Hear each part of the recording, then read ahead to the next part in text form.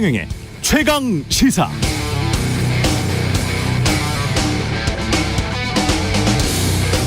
네, 2023년 거의 모든 전문가들이 말하고 있습니다.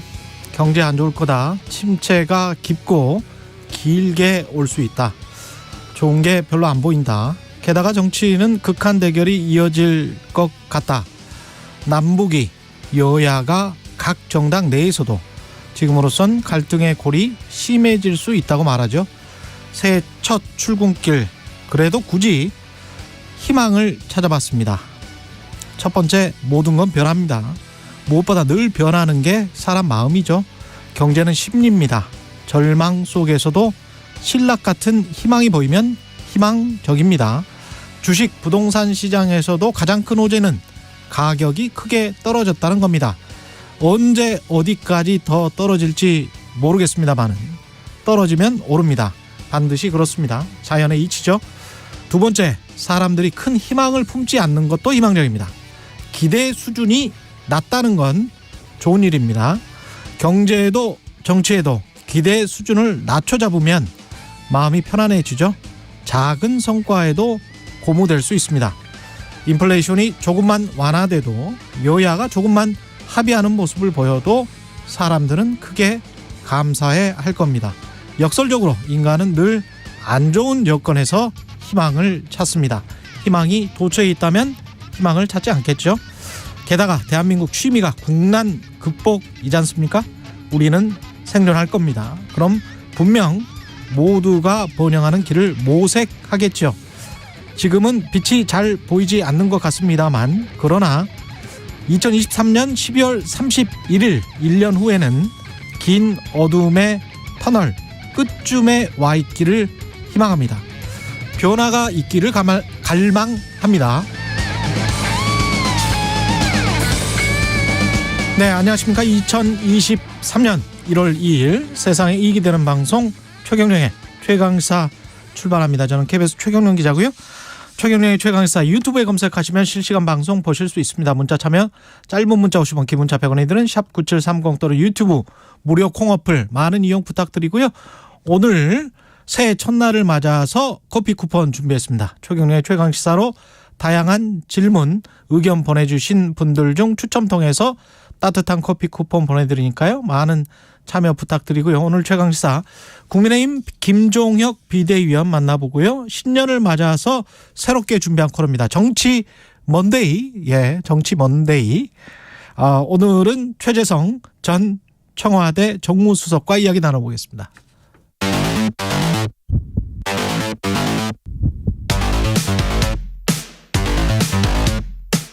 오늘 아침 가장 뜨거운 뉴스 언박싱. 자, 뉴스 언박싱 시작하겠습니다. 민동기 기자, 김민하 평론가 나와 있습니다. 안녕하십니까? 안녕하세요. 예, 새해니까요. 힘차게. 네. 예, 화이팅. 네, 새해 복 많이 받으십시오. 예, 새해 복 많이 받으시고요. 청취자분들 감사드립니다. 청취 계속 해주시는 거, 계속 응원해 주시는 거 감사드리고요. 함께 뛰어보자고요. 윤석열 대통령 신년사 이야기를 했습니다. 노동, 교육, 연금 3대 개혁을 더 이상 미룰 수는 없다. 이 부분을 굉장히 강조를 했고요. 일단 개혁 우선순위를 노동에 두고 노사 법치주의를 확립을 하겠다. 이런 기조를 재확인했습니다. 어제 굉장히 많은 얘기를 하긴 했는데 일단 신년사에서 경제는 11번, 미래는 10번, 개혁이라는 단어는 8번 등장을 했는데요. 반면에 협치, 대화, 통합 등은 언급되지 않았습니다. 언론들은 새해에도 윤석열 대통령과 야당이 충돌하는 대결 정치가 가속화될 것으로 일단 전망을 하고 있고요. 또 하나 좀 특징적인 것은 지금 북한의 도발이 계속되고 있지 않습니까? 그런데 대북 관련 언급이 없었습니다. 다만 윤석열 대통령이 합참 의장과 통화를 하면서 일전을 불사한다는 결기로 적의 어떠한 도발에도 확실하게 응징해야 한다. 이렇게 말했다고 이재명 대통령실 부대변인이 이제 전해드린 내용을 언론들이 또 공개를 하고 있고요. 다만 이제 신년사에서 일부 언론이 좀 문제시 삼고 있는 부분은 노동시장 이중구조 개선 방안으로 윤 대통령이 직무 중심, 성과급 중심의 전환을 추진하는 기업하고 예. 귀족 강성노조와 타협해서 연공서열 시스템에 매몰되는 기업에 대한 정부의 지원은 차별화돼야 한다. 이렇게 강조한 부분입니다. 이거는 이제 기존 강속노조와 만약에 타협을 하는 기업이 있다면 불이익을 주겠다 이런 쪽으로도 해석이 되고 있기 때문에 사실상 기업의 가이드라인을 좀 제시한 것 아니냐 이런 비판이 좀 나올 수 있는 그런 부분이고요. 대통령이 노사관계에 상당히 강경한 대책을 주문을 한 것으로 또 해석이 될 수도 있는 부분이기 때문에 논란이 좀 불가피할 것 같습니다.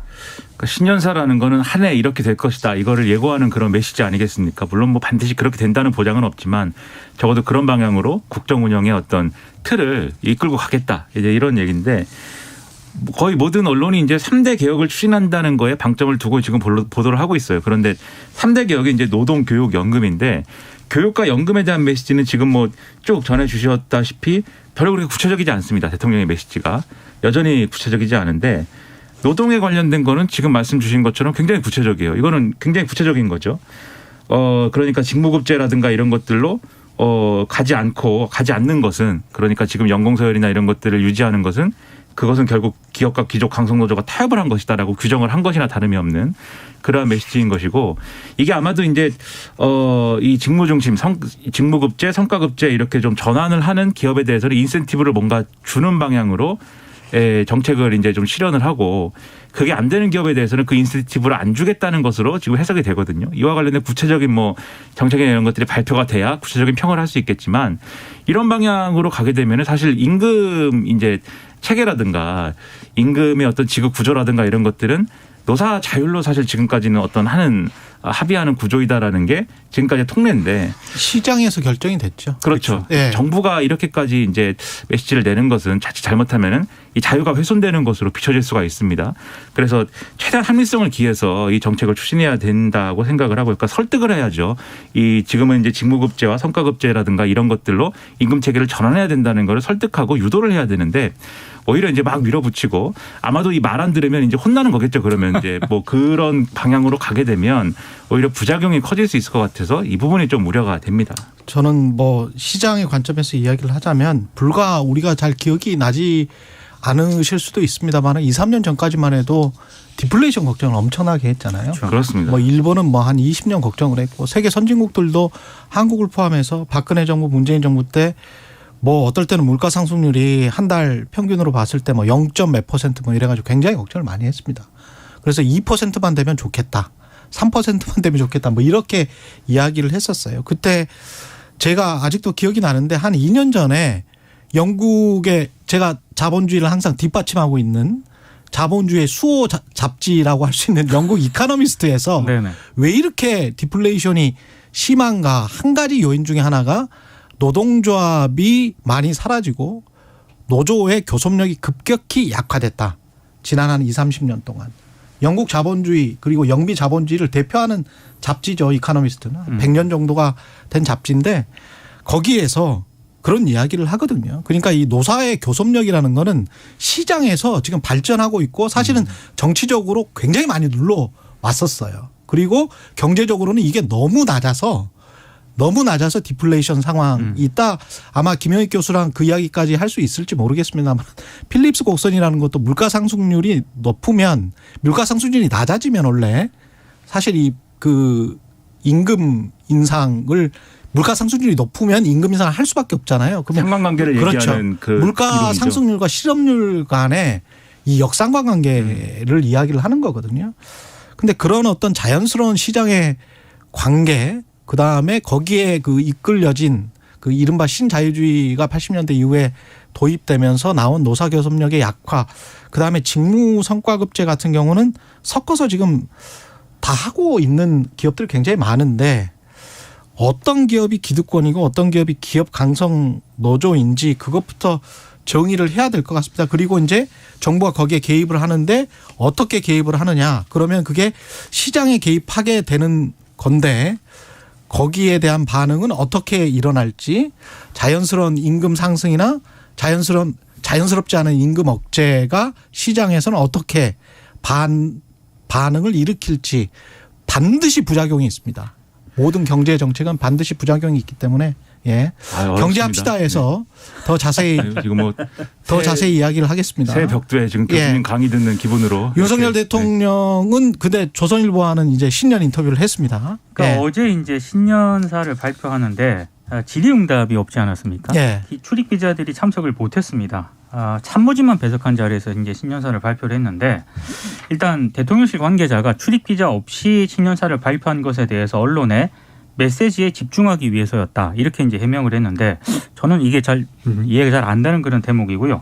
말씀하신 것처럼 오늘 조선일보와 신년 인터뷰를 이제 진행을 했습니다. 특별 신년 인터뷰인데 여러 얘기를 했습니다만 몇 가지만 좀 추려서 정리를 해드리면은요. 북한 핵미사일에 대응하기 위해서 한국과 미국이 미국의 핵전력을 공동기획, 공동연습 개념으로 운용하는 방안을 논의를 하고 있다. 이렇게 얘기를 했고 여기에는 미국이 상당히 긍정적인 입장이다. 이렇게 얘기를 했습니다. 남북 정상회담에 대해서는 거부할 이유는 없지만 보여주기식 정상회담은 국민도 식상할 것이다. 이렇게 얘기를 했고요. 정치 양극화 해소를 위한 선거구제 개편도 언급을 했는데 중대 선거구제를 통해 대표성을 좀 더 강화하는 방안을 검토해 볼 필요가 있다. 이렇게 얘기를 했지만 모든 선거구를 중대 선거구제로 하기보다는 지역 특성에 따라서 한 선거구에서 2명, 3명, 4명을 선출하는 방법도 고려해 볼 수 있다. 이렇게 얘기를 했습니다. 그리고 오늘 조선일보가 인터뷰를 굉장히 많은 지면을 통해 실었는데요. 그중에 이제 몇 가지만 잠깐 더 소개를 해드리면 이제 도어 스태핑이 중단됐다는 부분을 조선일보 그 기자가 묻거든요. 예. 여기에서 대한 윤 대통령의 답은 대통령과 젊은 기자들이 힘을 합쳐서 대국민 소통을 잘해보자는 거였는데 협조 체제가 잘 안 돼서 많이 아쉽다. 이렇게 답을 했고요. 여당의 비주류들과 좀 더 소통하고 대화해야 하는 것 아니냐 이 질문에 대해서는 당선되고 현재까지 여당 의원들을 가리지 않고 만났고 앞으로도 그럴 생각이다. 여당의 주류라는 건 말도 안 된다고 생각한다. 이렇게 답을 했습니다. 그리고 대통령 가족에 대한 수사가 미진하다는 지적이 있다. 이런 질문에 대해서는 수사는 본인이 언급할 일도 아니고 또 처에 대한 일이니까 더더욱 그렇다. 이렇게 얘기를 하면서도 검찰총장 시절 조국 장관 내정자에 대한 수사가 개시된 이후에 몇 년이 넘도록 자신의 처와 처가에 대해서 전방위적으로 뭐라도 잡아내기 위해서 무슨 지휘권 배제라고 하는 식의 망신까지 줘가면서 수사를 진행을 했다. 이렇게 답을 했습니다. 그러니까 이게 결국 신년 기자회견은 안 하는 쪽으로 이제 거의 이제 정해졌다. 이제 이렇게 다들 이제 언론이 얘기를 하고 있는데 저는 그래도 되도록이면 좀 방침을 바꿔서 신년 기자회견을 통해서 이러한 메시지들을 직접 내놓고 기자들이 이제 추가적으로 어떤 이 답에 대해서 이제 의문이 가는 것들을 질문할 수 있게 해줬으면 좋겠고요. 그렇죠. 지금 이제 윤석열 대통령의 언론 대응을 보면은 적어도 제가 비유하자면 통제된 방식으로 소통하겠다라는 거예요, 결국은. 그러니까 이게 예를 들면은 방송이라고 그러면 생방송은 안 하고 녹화 방송만 하겠다라는 얘기에 가까운 것이고 그걸 통해서 이제 돌발 변수를 줄이겠다는 거죠. 근데 돌발 변수를 줄이겠다는 그런 이 필요성이랄까 그런 것들은 정치적으로 이해할 수 있지만 하지만 그래도 이제 신년 기자회견을 과거에 이제 대통령들이 첫 신년 기자회견 이런 식으로 거른 적이 없었기 때문에 뒤늦게라도 좀 방식 바꿨으면 좋겠고 그다음 메시지에 대해서는 익히 우리가 아는 내용입니다. 사실 이 조선일보 인터뷰 쭉 내용을 보면은 지난해 대통령이 했던 발언이나 이런 것들의 연장선에서 왔던 것들 그렇습니다. 예. 다 있는 것이고. 다만 제가 약간 이제 여러모로 이제 걱정스러운 것은 이러한 메시지들 중에 이제 예를 들면 이태원 참사라든가 그런 것들도 사실은 별 태도가 변화하지 않은 그런 답변들이거든요. 책임이 있는 사람에게 책임을 물어야 되는데 경찰이 그 당일에 왜 그렇게 대응했는지 지금도 이해가 안 된다 이런 표현을 하고 있는데 김건희 여사 관련된 수사에서도 지난 몇 년 동안 지난 정권에서 탈탈 털었다는 식으로 이야기를 했잖아요. 네. 그렇습니다. 예. 근데 변화된 상황들이 있는 거거든요. 그렇죠. 참사는 이 국정조사가 진행 중인 것이고 또 말씀하신 김건희 여사와 관련된 여러 가지 문제들도 공판에서 검사가 한 말이 있거든요. 그렇습니다. 예. 이런 것들에 대해서 기자회견 하면은 기자들이 물어볼 거 아닙니까? 그러면 여기에 대해서 진전의 답변을 충분히 내놓을 수 있을 것으로 기대가 되는데 그렇지 않은 부분이 있어서 안타깝고 그리고 앞으로 그러면은 어떻게 할 거냐에 대해서 대통령실이 이렇게 설명을 했다고 해요. 앞으로 다른 매체들과도 돌아가면서 인터뷰할 것이다. 그러면 지금 사실 이 매체를 돌아가면서 인터뷰한다라는 것은 편중되면 안 되는 거 아니겠습니까? 또 좀 논조가 다른 언론사들과도 그러면 인터뷰를 더 늘리는 방향으로도 고려를 했으면 좋겠습니다. 조선일보 했으니까 이제 다음에는 또 TV조선 할 수도 있겠죠. 예. KBS 최강시사랑 한번 해야 되는데 그 예. 시간 내내 했으면 좋겠습니다. 논조가 약간 다를 수가 있으니까. 북한 새해부터 미사일을 발사를 했고요. 북한은 계속 2023년에 이럴 것 같다는 생각이 드네요. 근데 새해 첫날부터 전술핵을 탑재할 수 있는 초대형 방사포를 발사했다고 일단 북한이 공식적으로 발표를 했는데요. 이 방사포 같은 경우에는 로켓을 연이어 쏘는 방식으로 우리 군 같은 경우에는 이런 무기를 다연장 로켓이라고 지금 부르고 있거든요. 근데 이번에 이제 초대형 방사포 같은 경우에는 사거리가 한 400km 정도 된다고 합니다. 그러니까 이게 대한민국 전역이 사정권 안에 들어오는 그런 상황이고요. 만약에 북한이 핵탄두 소형화에 성공을 하게 되면 초대형 방사포에 전술핵 탑재도 가능한 그런 부분이기 때문에 상당히 좀 우리 입장에서는 위협적인 그런 무기일 수도 있습니다. 일단 김정은 위원장이 이 남한을 타격할 수 있는 전술핵 위협을 강화하겠다고 일단 공언을 한 그런 상태이기 때문에 일단 올해 한반도 정세 같은 경우에는 사실상의 무력 경쟁으로 좀 점철될 가능성이 굉장히 높은 그런 상황이고요. 왜냐하면 우리도 이제 한미 연합훈련, 한미일 군사협력을 확대하겠다는 그런 방침을 밝히고 있지 않습니까? 이제 대북 압박을 강화하는 그런 추세인데 북한이 또 이걸 명분 삼아서 핵무력 고도화 목적의 도발적 행동을 계속 공세적으로 펼칠 것으로 예상이 되고 있습니다. 그러니까 이 초대형 방사포라는 게 우리는 이제 미사일로 보고 있습니다. 이게 다연장 로켓의 형태지만 이게 크기가 워낙 큰 데다가 그리고 이제 미사일에 들어가는 유도 기능이나 이런 것들도 탑재할 수 있고 그걸 탑재하고 있다고 보기 때문에 와. 우리는 이제 미사일로 봐요 이거를. 그러니까 언론 같은 경우에는 거기에다가 저 핵을 탑재할 수도 있다는 거예요? 그렇죠. 뭐 대단하네. 이게 만약에 이 기술이 진전이 되면 그렇게까지도 이제 할 수 있는 것인데 단거리 탄도 미사일이라고 이렇게 명명하는 곳도 있습니다. 그렇습니다. 근데 이런 걸 이제 쏘고 있고 김정은 위원장의 메시지를 잘 보면은 이제 항상 보면은 뭐 전 세계 정치가 다 그런 것 같아요. 남의 탓을 합니다 일단. 그래서 이제 우리가 남한이 뭐 이 북한을 주적이라고 하고 뭐 전쟁 준비까지 대통령이 언급을 하지 않았느냐. 우리가 볼 때도 이 남한은 적이다 이렇게 이제 주장을 하는 거예요. 그렇게 하면서 이 적에게 대응하기 위해서 우리도 뭔가를 해야 된다라는 점에서 지금 이 조선노동당 이 중앙위 전원회의에서 이 문서를 내놓은 거거든요. 2023년에 내가 어떻게 하겠다라는 군사적 목표에 대한 문서. 여기를 보면은 핵무기를 더 많이 개발하고 더 대단한 핵무기를 개발한다는 게 분명히 명시가 되어 있습니다. 그렇기 때문에 올 한 해는 지금 말씀하신 것처럼 이 북한 이슈와 관련돼서는 계속 충돌, 계속 발사, 계속 걱정, 계속 우려 이렇게 가는 거예요. 이 롤러코스터 같이 될 것이기 때문에. 그게 경제에 미치는 영향도 생각을 해봐야 될 것 같습니다. 예. 손잡이 꽉 붙들어야 됩니다 지금. 예, 해외 투자자들이 어떻게 생각할지도 인계점이라는 게 있습니다. 좀 정부가 이런 것들도 좀 감안해서 남북 정책을 폈으면 좋겠습니다. 무역 적자는 사상 최악입니다. 예. 472억 달러로 사상 최대 규모를 기록을 했습니다. 지난해 무역 수지 적자입니다. 427억 달러? 그렇습니다. 예. 지난달 수출액이 549억 9천만 달러인데요. 전년 동기 대비 9.5%나 줄어들었습니다. 3개월 연속 수출이 감소가 됐고요. 가장 큰 이유는 주력 품목인 반도체 수출액이 무려 29.1%나 줄어들었습니다. 반면에 지난해 수입액은 18.9% 늘어났는데요. 특히 원유, 가스, 석탄과 같은 3대 에너지원 수입액이 전년보다 784억 달러 증가했습니다. 이건 뭐 어쩔 수가 없는 그런 상황이긴 한데 예. 주요 경제 전망 기관들이 올해 수출 여건이 지난해보다 더 어렵다고 지금 전망을 하고 있거든요. 특히 반도체 수출 부진이 계속 이어지는 데다가 최대 수출 시장이 중국 아니겠습니까? 근데 중국이 지금 자체 공급망 구축에 속도를 내고 있기 때문에 아마 수출 둔화가 더 올해는 본격화가 될 것이다. 이런 전망을 하고 있습니다. 그러니까 수출이 둔화되는 것에 더해서 지금 적자폭이 커져 있기 때문에 여러모로 경제 정책의 운용의 폭이 굉장히 운신의 폭이 좁아진 그런 상황인데 그럼 기업이 어쨌든 여러모로 경제 상황이 전반적으로 어렵다고 하면 어렵지 않겠습니까? 기업도. 근데 기업이 어려운 거에서 뭐 끝나는 게 아니고 지금 보면은 벌써 이제 인플레이션 영향도 있어서 우리의 이제 생활 물가나 이런 것들도 고공행진으로 이제 올 한 해 내내 갈 것 같고 여기에 공공요금 인상이 또 있습니다. 지금까지 뭐 억눌러 온 것에 더해가지고 지금 이제 당장 전기요금이 오를 것이고 또 가스요금은 일단은 눌러놨지만 올해 내에 또 올릴 것 같아요. 그리고 지금 교통요금이나 이런 것들도 각 지자체에서 다 인상한다는 거 아닙니까 지금.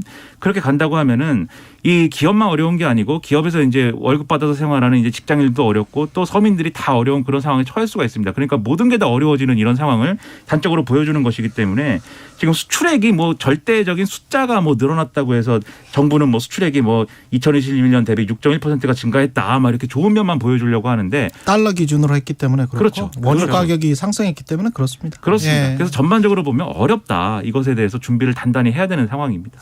좋은 뉴스는 내년에는 아니 올해죠. 무역 수지 적자 폭이 좀 감소할 것이다. 그리고 이제 이런 말이 나쁜 있습니다. 뉴스는 그러나 수출입도 감소할 것이다. 이런 얘기가 있습니다. 예고된 위기는 위기가 아니다. 예. 희망적으로 끝내고 싶어서 네, 위기가 예고됐기 때문에 네, 위기가 아닐 수 있습니다. 다른 이면도 있습니다. 예, 경제라는 게 또 심리적인 거니까요. 제가 오프닝에서 말씀드렸다시피 그런 측면도 있고 그러니까 좋아지겠죠. 근데 반도체가 감소할 것 같은 게 참 그게 걱정입니다. 저는. 슈퍼사이클이 끝난 지가 좀 됐다. 그래도 예. 파이팅 하시죠 뭐.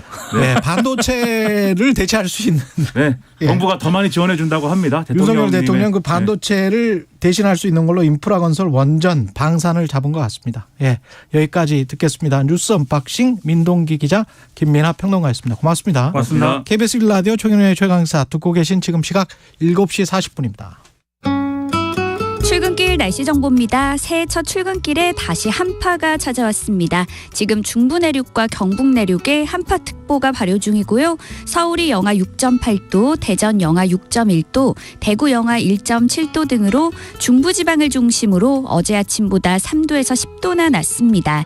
찬 공기가 앞으로 남쪽으로 더 내려가면서 낮 기온은 전국적으로 5도 안팎 낮아 서울이 영하 1도, 광주 2도, 부산 7도 등에 머물겠고요. 내일 아침에는 오늘보다 더 추워질 전망입니다. 강하게 부는 찬바람에 먼지는 모두 날아가면서 공기는 깨끗해졌습니다. 오늘 중부지방은 대체로 맑겠고 남부지방은 가끔 구름이 많이 끼겠습니다. 강원 영동과 경상도 해안에는 지금 건조특보가 발효 중이고요. 바람도 강하게 불고 있어 불조심하셔야겠습니다. 현재 서울의 기온은 영하 6.8도입니다. 날씨 정보 송소진입니다. 이어서 이 시각 교통 상황을 KBS 교통정보센터 이현 씨가 전해드립니다. 네, 정체가 계속 길어지고 있는데요. 곳곳에서 사고도 발생하고 있습니다. 경인고속도로 인천 쪽으로 부평 부근입니다. 화물차 사고를 처리하느라 부천부터 6km 구간 답답합니다. 서울 방향 부천에서 신월 쪽으로는 차가 많습니다. 제2경인고속도로는 북의왕 부근 양방향 전면 통제 계속되고 있는데요. 성남 쪽은 석수 나들목에서 차량들을 우회시키고 있습니다. 이 때문에 광명터널에서 석수 쪽으로 꽉 막혀 있고요. 평택 제천고속도로 평택 방향 평택 고덕 부근 지나기도 답답하실 텐데요. 여기도 사고가 있어서입니다. 승용차 사고를 처리 중이라 2km가량 여파를 받고 있습니다. KBS 교통정보센터였습니다. 오늘 하루 이슈의 중심. 당신의 아침을 책임지는 직격 인터뷰.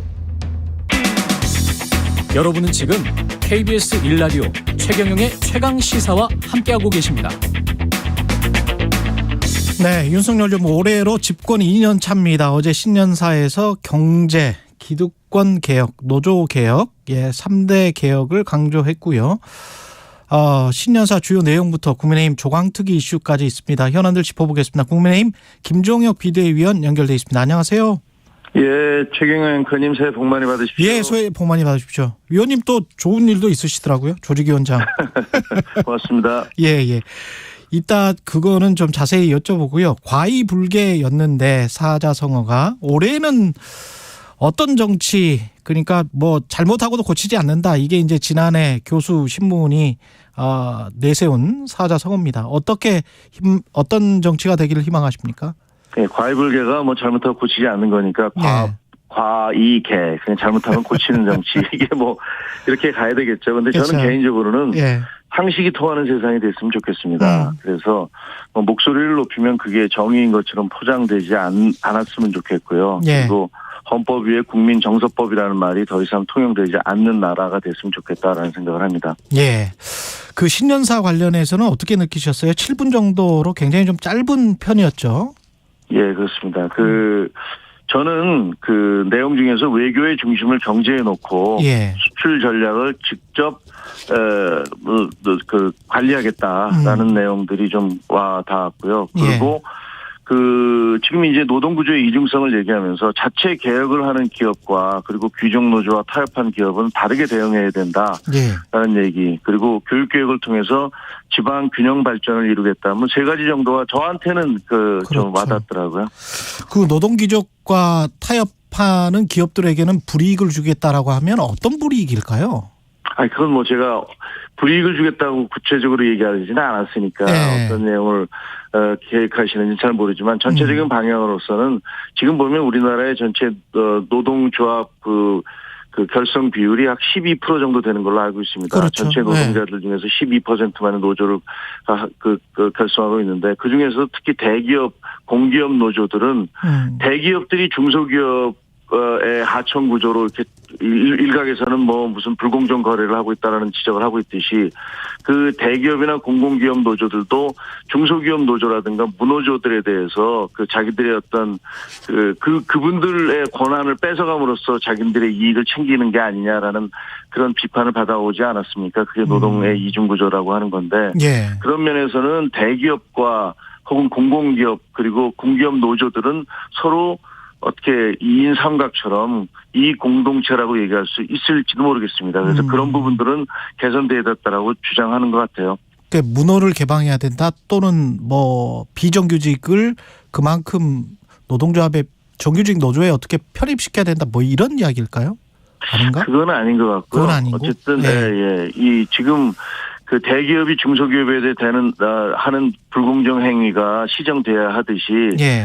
대기업 노조나 공공기업 노조가 다른 그 노조가 결성되지 않거나 혹은 중소기업 노조 그런 노동자들에 대해서 그분들의 희생을 바탕으로 그 대기업 노조들이 그 특혜를 받는 부분을 없애야 된다. 그 대표적인 예가 아마도 그 회계의 투명화라든가 이런 예. 부분이 될 것 같습니다.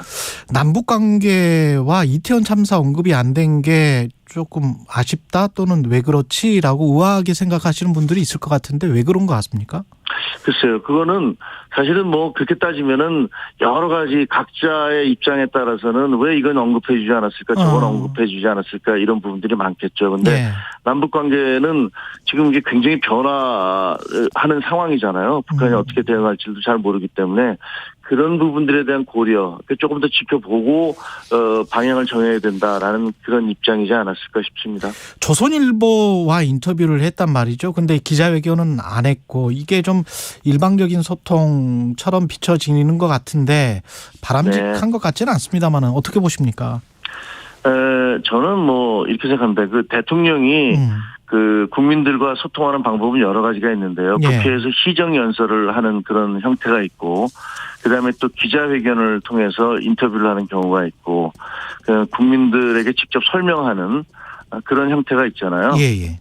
그 목표는 국정 방향을 국민들에게 전달하는 것이 그게 목적입니다. 그렇죠. 그런데 그 이번에 뭐 앞으로 제가 이러이러한 식으로 국정을 운영하겠습니다라고 국민들에게 밝힌 건데 기자들이 그 자리에 참석하지 않았기 때문에 그것이 불통이다라고 얘기하는 그것은 좀 적절치 않다. 좀 과잉이 아닌가라고 생각을 하고요.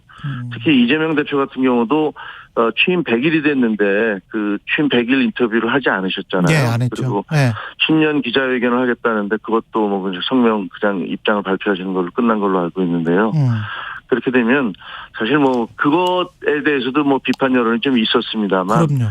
예, 저는 대통령이 그 국민들에게 국정 방향을 전달하는 다양한 방법이 있으니 아마 뭐 지금 이번에야 이제 국민들에게 설명회를 가졌지만 이어서 이제 기자회견을 하든가 그 기자들과 만나든가 하는 또 그런 일들을 하지 않겠어요? 예. 좀 지켜보는 게 좋겠다라고 생각을 합니다. 네, 지난번에도 지적하셨지만 이거 야당 대표하고 뭐 대통령하고는 그 뭐 어떻게 보면 하늘과 땅 차이일 수도 있는 거니까 예. 직접 비교는 좀 힘들 것 같고 지난번에 지적하신 대로 도어 스태핑이 중단됐다면 한 달이나 뭐 분기에 한 번씩 정책 기자회견, 정책 중심의 어떤 기자회견 같은 거를 하면은 좋을 것 같다. 소통이 훨씬 더 그런 지적을 하셨었잖아요.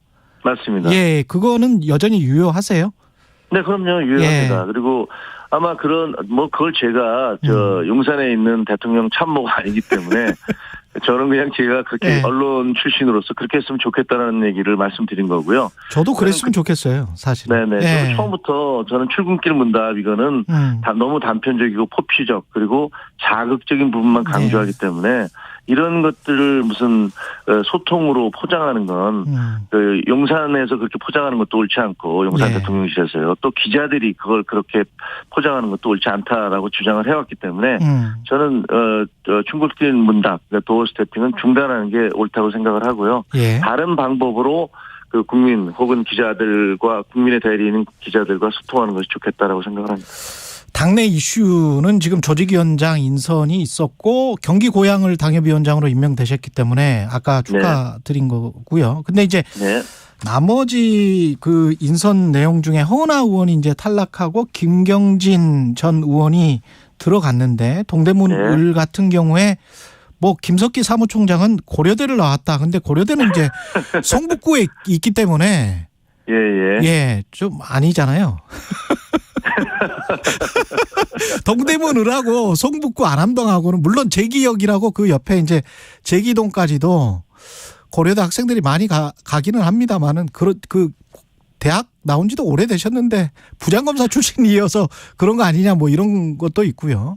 첫째는 김석기 사무총장께서 말씀하신 것은 예. 뭐 예를 들면 경쟁력이 더 강하다라는 것들을 표현을 하다 보니까 예. 그 지역의 인근의 그 고려대학교를 나왔다라고 얘기를 하신 건데요. 그걸로 해서 그랬더니 당장 무슨 뭐 이준석 전 대표 같은 경우는 나는 그럼 보스턴에서 출마해야 되냐 이렇게 얘기를 하셔서 저도 웃었는데 대학을 그 인근에 있는 대학을 나왔기 때문에 뽑았다는 건 전혀 아니라고 생각을 하고요.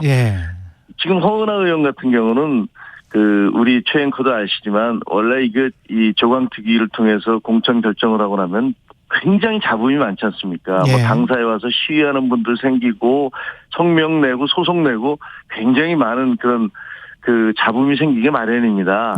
그리고 원래 자기를 안 시켜주면 다 반발을 하잖아요. 그렇죠.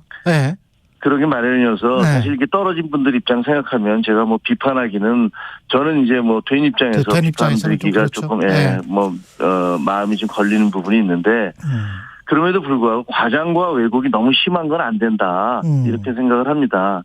예를 들면 비윤 속관액이다, 신윤의 마녀사냥이다.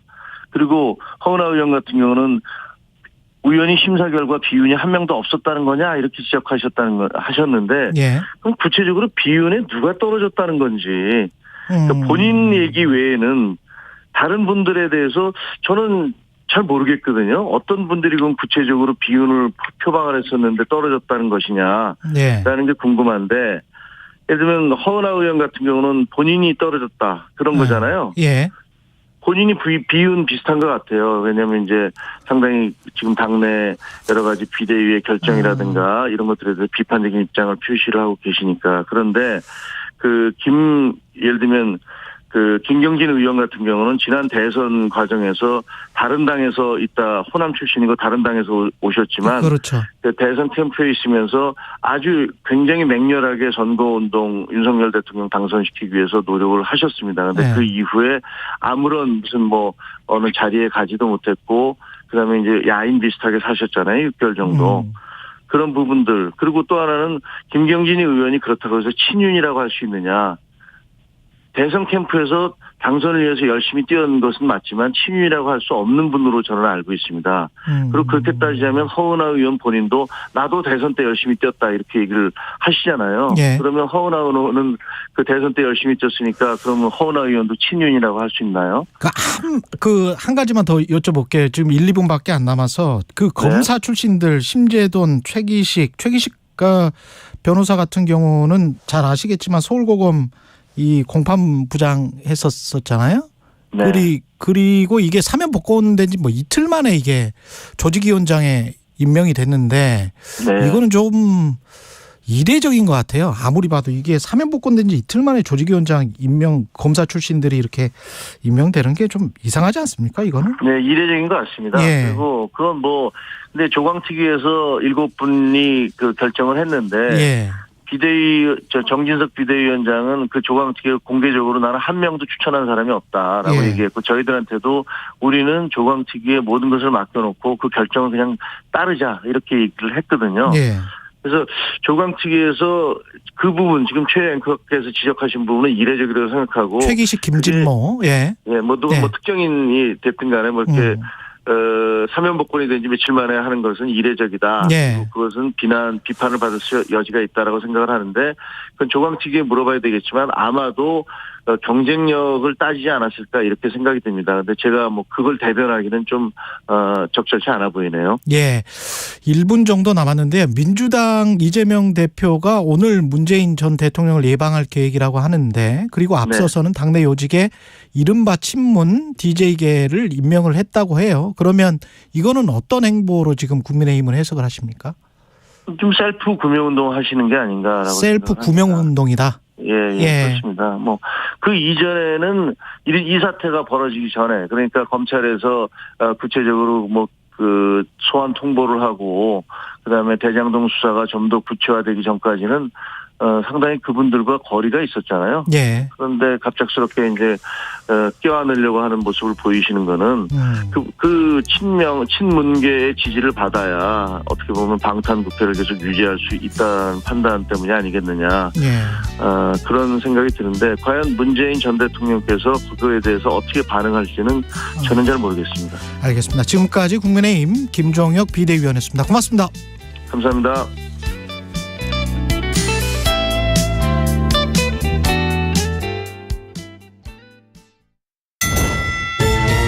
우크넷에 들어갔지. 나도 들어갔지. 꼼꼼히 적었어. 경력 속에 원하는 업무. 나도 꼼꼼히 올렸어. 연봉 적어냈고 월급 제시했지.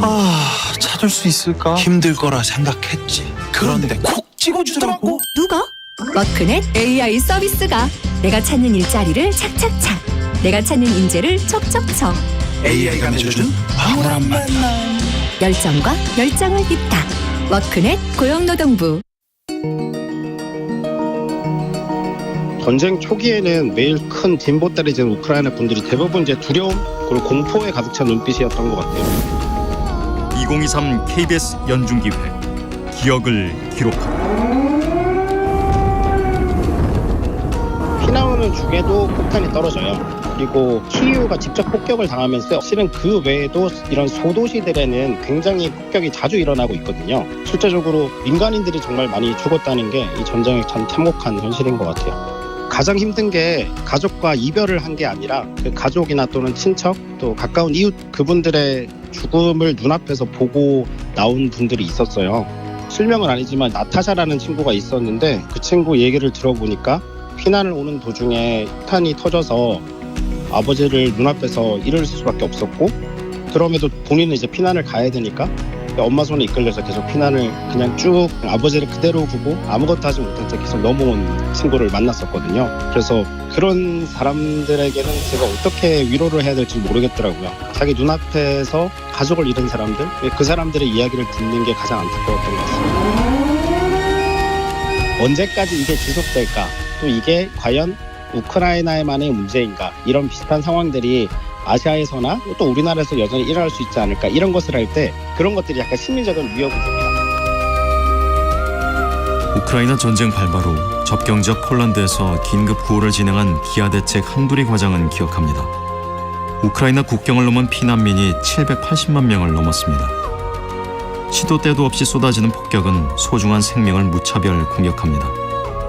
멈추지 않는 죽음의 공포, 참혹한 전쟁이 사라져야 할 이유입니다. 당신과 대한민국의 기억, KBS가 기록합니다.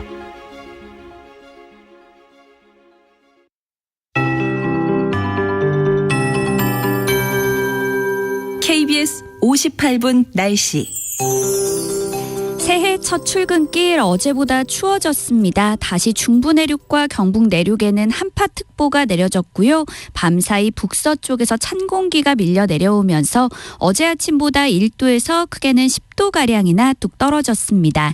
현재 철원의 기온이 영하 15.5도로 전국에서 가장 낮은 상태고 서울은 영하 7.2도, 대전 영하 6.3도, 대구 영하 1.8도 등을 보이고 있습니다. 찬바람에 체감온도는 더 떨어져 있습니다. 오늘 낮 기온은 서울 영하 1도, 광주 2도, 강릉 제주 6도, 부산 7도 등으로 어제보다 5도 안팎 낮겠고요. 내일 아침에는 오늘보다 더 추워질 전망입니다. 이 추위는 모레 수요일까지 이어질 것으로 예상됩니다. 강하게 부는 찬바람에 먼지는 모두 날아가면서 공기는 깨끗해졌습니다. 오늘 중부지방은 대체로 맑겠고요. 남부지방은 가끔 구름이 많이 끼겠습니다. 지금 강원 영동과 경상도 해안에는 건조특보가 계속 발효 중이고요. 바람도 강하게 불고 있어서 불조심하셔야겠습니다. 내일 오전에는 전라도 서해안과 제주도 산지에 눈이 날리는 곳이 있겠고요. 금요일에는 중부지방과 전라도에 비나 눈 소식이 있습니다. 현재 서울의 기온은 영하 7.2도, 습도는 52%입니다. 송소진입니다.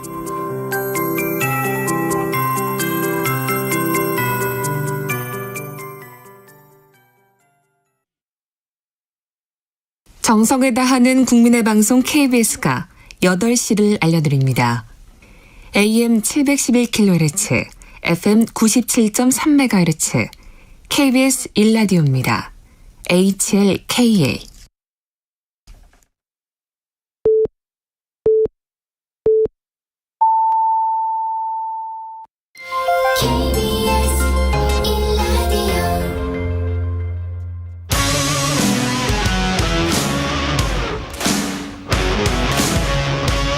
오늘 하루 이슈의 중심 최경영의 최강 시사.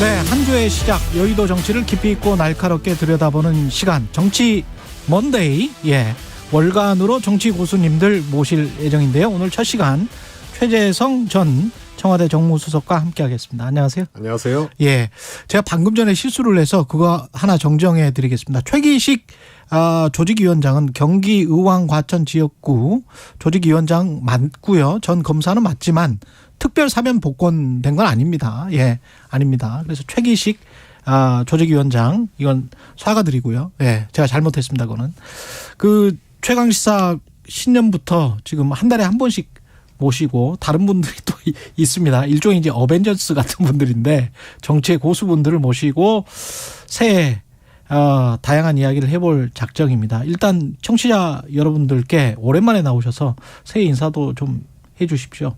예, 또 새해가 밝았습니다. 작년에 아주 다사다난했는데요. 올 한 해 더 건강하시고 또 좋은 일만 있기를 바라겠고요. 저는 뭐 정치 먼데이라 그래서 왜 월간인데 월요일을 얘기하나 했더니 예. 그게 정치가 뭔데 예, 이런 먼데이. 뜻이라. 제가 좀 자의적으로 중의적으로 해석해봤습니다. 처음에 부를 때부터. 예. 예. 예. 이거 뭐 예. 좀 글로벌한 아재 수준의 장면 같습니다. 예. 윤석열 대통령 신년사 평가를 해야 될 것 같은데 기득권 이야기하면서 노동을 주로 이야기를 했습니다. 기득권 노조.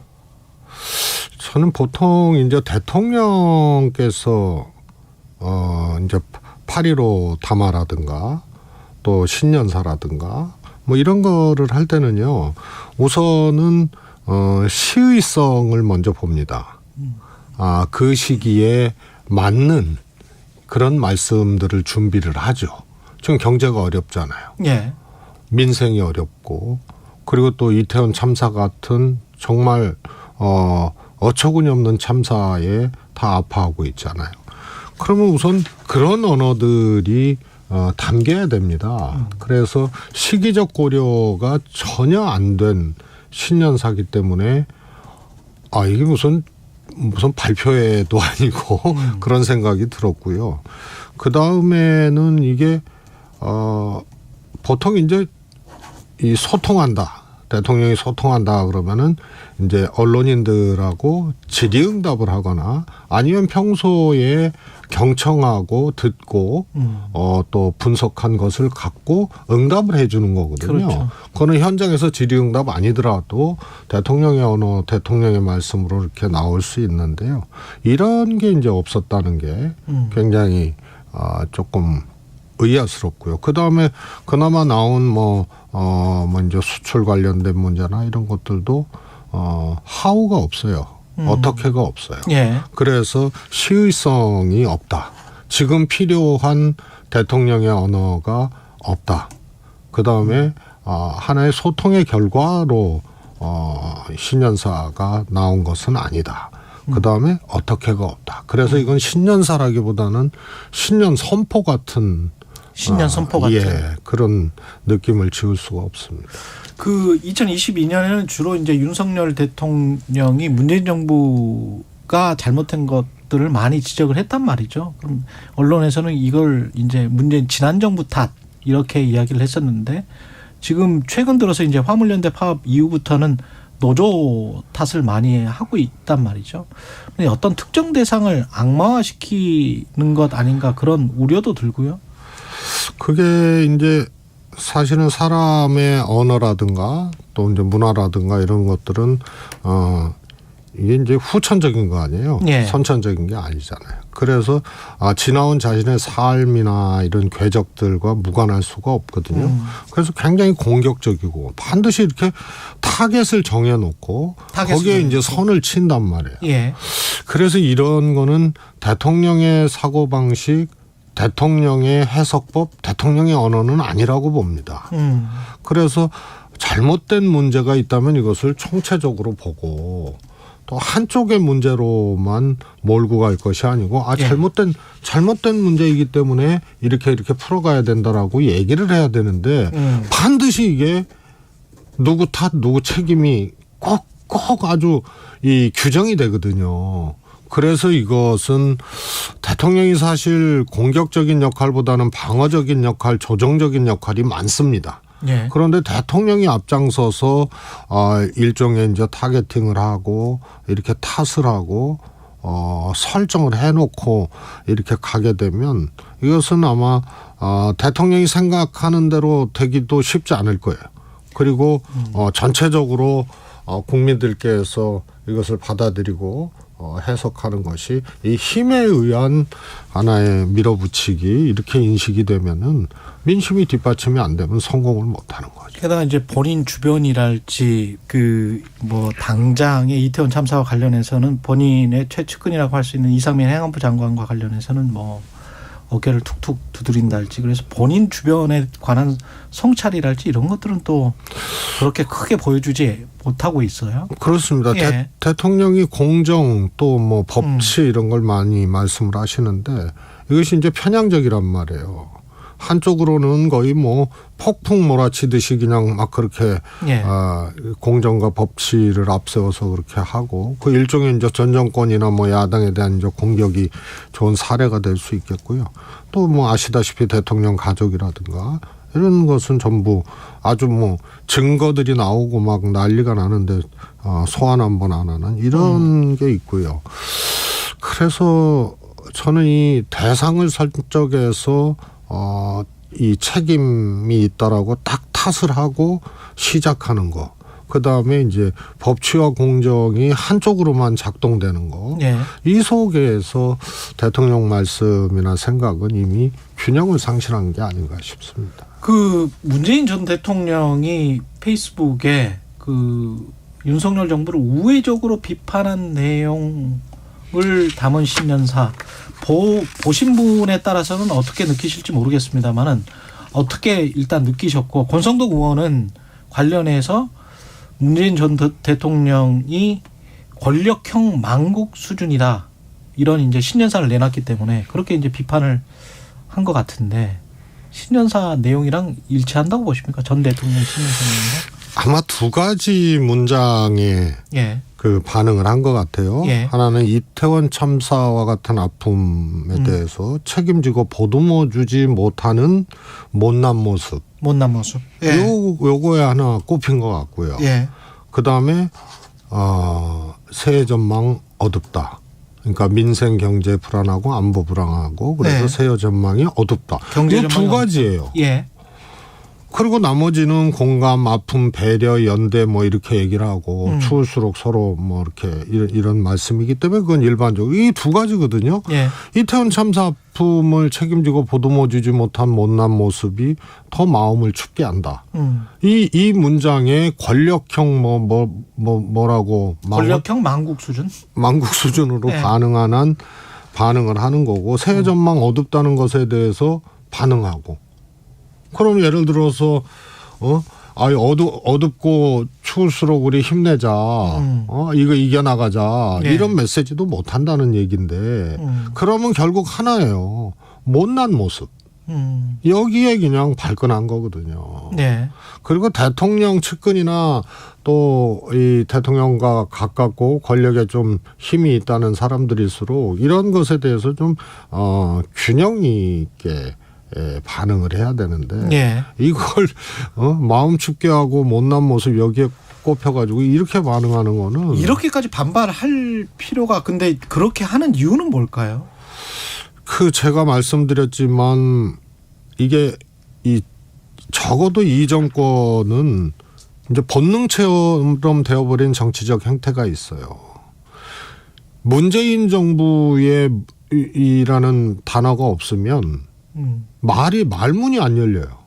모든 문제를 기승전 문재인 정부로 그렇게 갖고 가죠. 예. 그래서 이거는 그냥 전 정권에 대해서 그냥 이렇게 좀 탓하는 수준이 아니고 자신들의 실책이나 실정을 수호하는 수호신으로 문정권을 설정한 것 같아요. 예. 그리고 이제 편향된 이제 야당의 공격 이런 걸로 일관되는 이런 이제 일종의 이제 정치적인 행태가 이미 고착화된 아주 고전적인 패턴이 돼버린 거죠. 예. 이렇게 비판을 하셨습니다마는 반면에 민주당은 그러면 어떤 어부지리로 상대방이 못해서 본인들의 이제 지지율이 뭐 높아져야 되는데 대통령 지지율은 아무리 뭐 높아도 40%라고 하고 보통 한 30% 후반대가 지금 나오고 있는 것 같은데 민주당 지지율은 국민의힘에 뭐 못하다는 게 꽤 많이 나오거든요. 이거는 민주당의 이재명 이른바 이재명 사법 리스크 때문에 그렇습니까? 아니면 뭐 다른 요인이 있습니까? 일단 민주당에 대해서 국민들이 네. 반사적인 신뢰든 뭐 하여튼 객관적인 신뢰든 신뢰를 못 보내고 있는 거죠. 그렇죠. 그리고 냉정히 따지면 대선 기준으로 보면 당시에 이재명 윤석열 후보가 경쟁한 거 아니에요? 예. 당시 두 분의 최종 득표율하고 지금 지지율하고 보면 이재명 후보가 더 많이 까먹었어요. 그러네요. 예.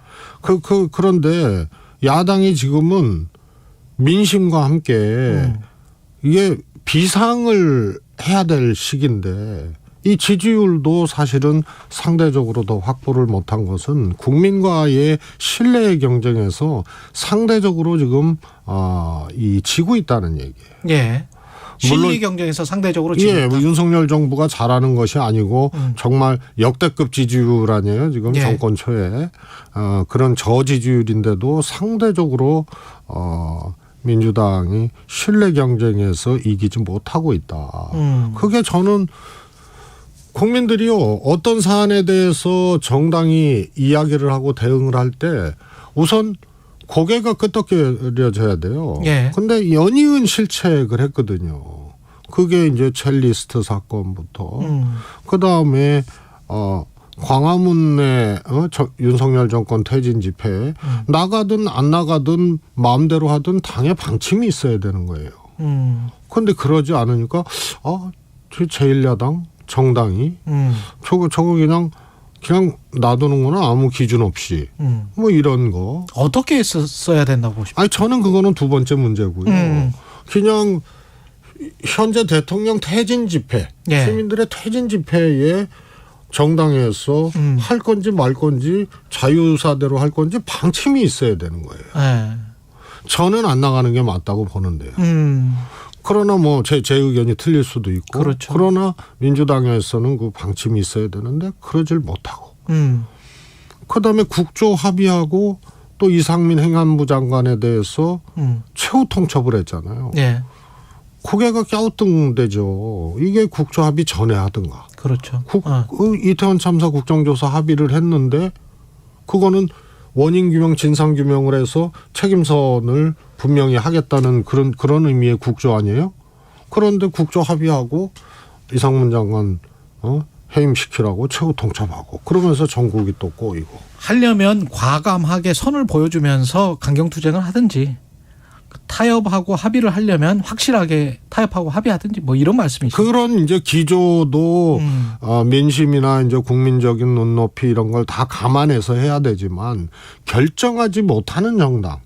결정하지 못하는 정당이다. 예. 그다음에 이제 결국은 이런 과정에서 국민들이 또 대선 기준으로는 수권 능력, 총선 기준으로는 입법 권력에 대한 담당자. 그렇죠. 이런 것에 대한 일종의 수권 능력이죠. 이런 것을 느끼고 확인하거든요. 그런데 정책적으로 민주당이 끌고 가는 정책이 없어요.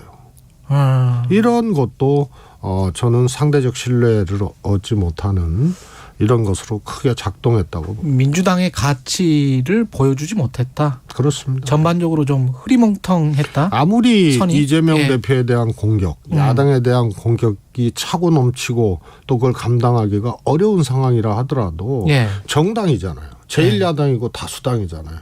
그러면 끊임없이 수권 능력을 보여주고 결정이나 대응 하나하나에도 국민의 신뢰를 얻을 만한 그런 조치들을 해야 되는 거예요.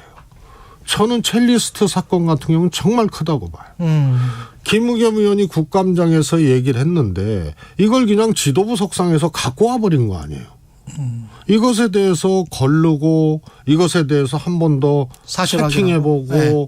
이런 것이 없이 그냥 무불통으로 지도부 회의까지 와서 틀어대면 이게 이제 김의겸 의원 개인에서 민주당의 이 하나의 행위로 돼버리잖아요. 그러면 뭘 얘기를 해도 국민들은 저거 좀 믿을 수 있나.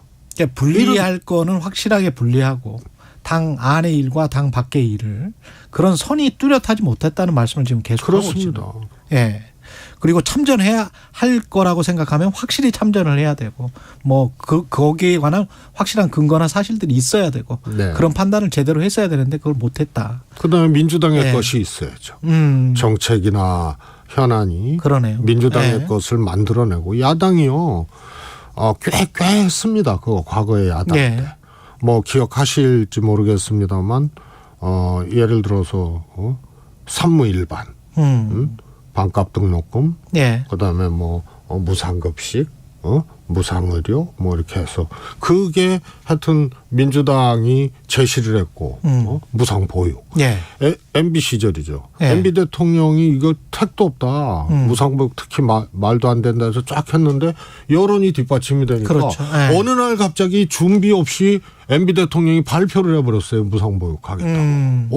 오히려 준비 없이. 예. 그래 반대하던 MB 정부에서. 것을. 그게 야당의 힘이거든요. 국민들이 그런 걸 보면서 반응을 하는 거고요. 그래서 선거에서 이겼잖아요.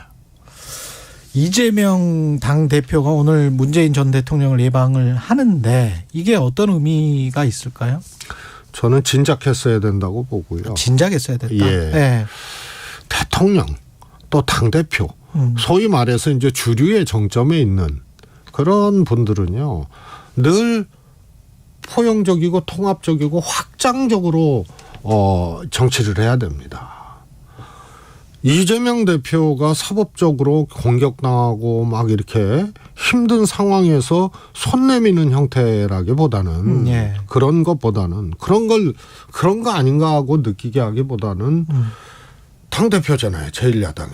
그리고 대선 후보였고 역대 가장 많은 득표를 했던 사람이고 예. 후에 당대표 됐고 그러면은 행보 자체가 문재인 대통령 뵙고 확장적으로 또 만나고 또 상임고문들하고 얘기하고 당에서도 친명계 말고 다른 의원들을 보직에 등용하고 이런 것들이 주류의 정점에 있는 책임선에 있는 대표나 대통령이 해야 될 스타일이에요.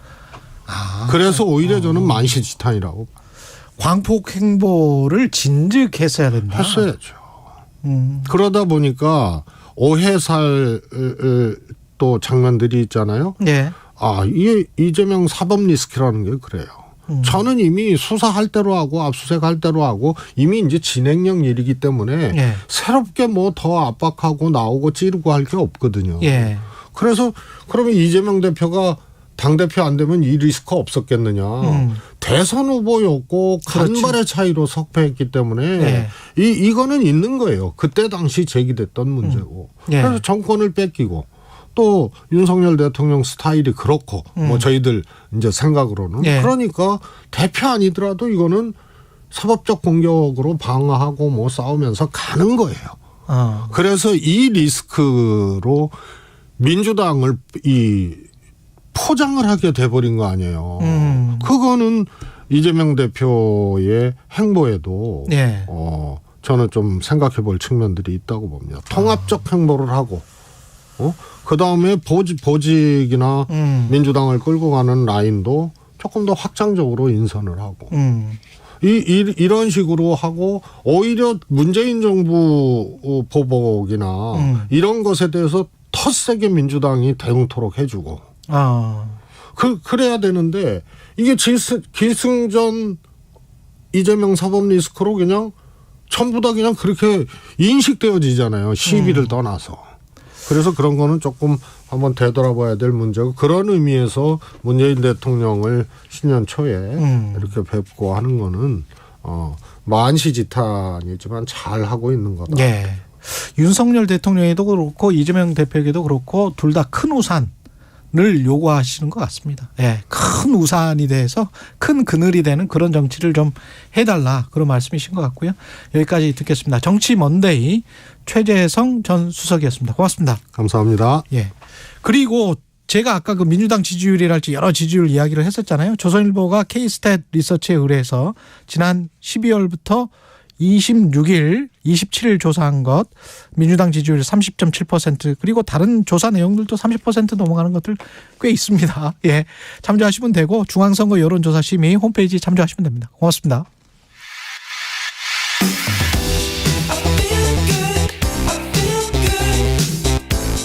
세상에 이익이 되는 방송 최경영의 최강시사.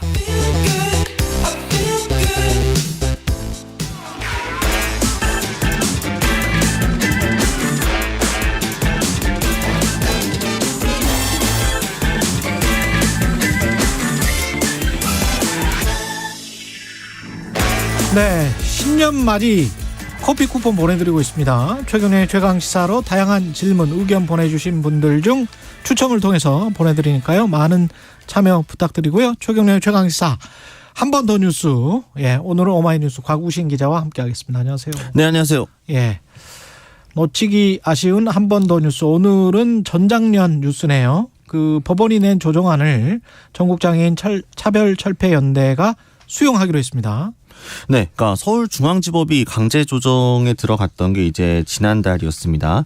원래는 서울교통공사 측에서 박경석 대표랑 전장현에 3천만 원 가량의 이 손해배상 소송을 청구를 했는데 교통공사는 전장현에는 열차 운행을 중단시키는 이 시위를 좀 하지 마라라고 얘기를 했고 대신에 서울시와 교통공사에는 2024년까지 엘리베이터가 설치 안 되어 있는 19개 역사에 모두 설치를 해라라고 이 권고를 했습니다. 그래서 이 조정안을 두고 여러 이야기가 있었는데 특히 전장현 같은 경우에는 5분 이상 지연을 초과해서 시키게 되면은 500만 원의 벌금을 교통공사 측에 지급을 해라라는 거였는데 전장현이 입장문을 내고 우리가 수용하겠다.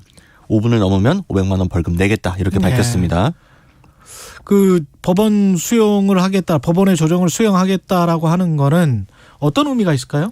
그러니까 일단 시위를 안 하겠다는 건 아니고요. 사실 이제 오늘과 내일도 지금 삼각지역에서의 지하철 선전전이 되어 있습니다. 다만 5분을 넘기지 않도록 하고 넘기게 되면은 그 법원이 얘기한 500만 원 벌금을 내겠다라는 건데요. 전장현이 자신들이 이걸 받아들이니까 대신에 그럼 서울시와 교통공사도 법원이 강제 조정에 나서는 것처럼 24년까지 19개 역사 엘리베이터 설치 완료해달라.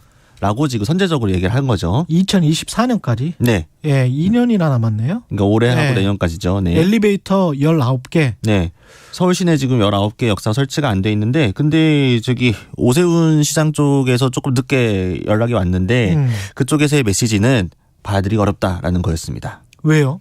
그러니까 일단은 당장 1분만 늦어져도 엄청나게 시민들이 불편을 겪고 손해를 겪는데 사실상 이 5분에 500만 원 이거는 5분 동안의 시위를 허용해 준 거와 다름이 없기 때문에 이 권고를 받아들이기는 어렵다라는 식으로 메시지를 냈습니다. 그럼 법원 조정안 받아들이기 어렵다? 네, 그러니까 아마 이의 신청을 할 것으로 보이게 되고요. 이거에 되면은 또 다음으로 넘어갈 수도 있어요. 법적 공방이.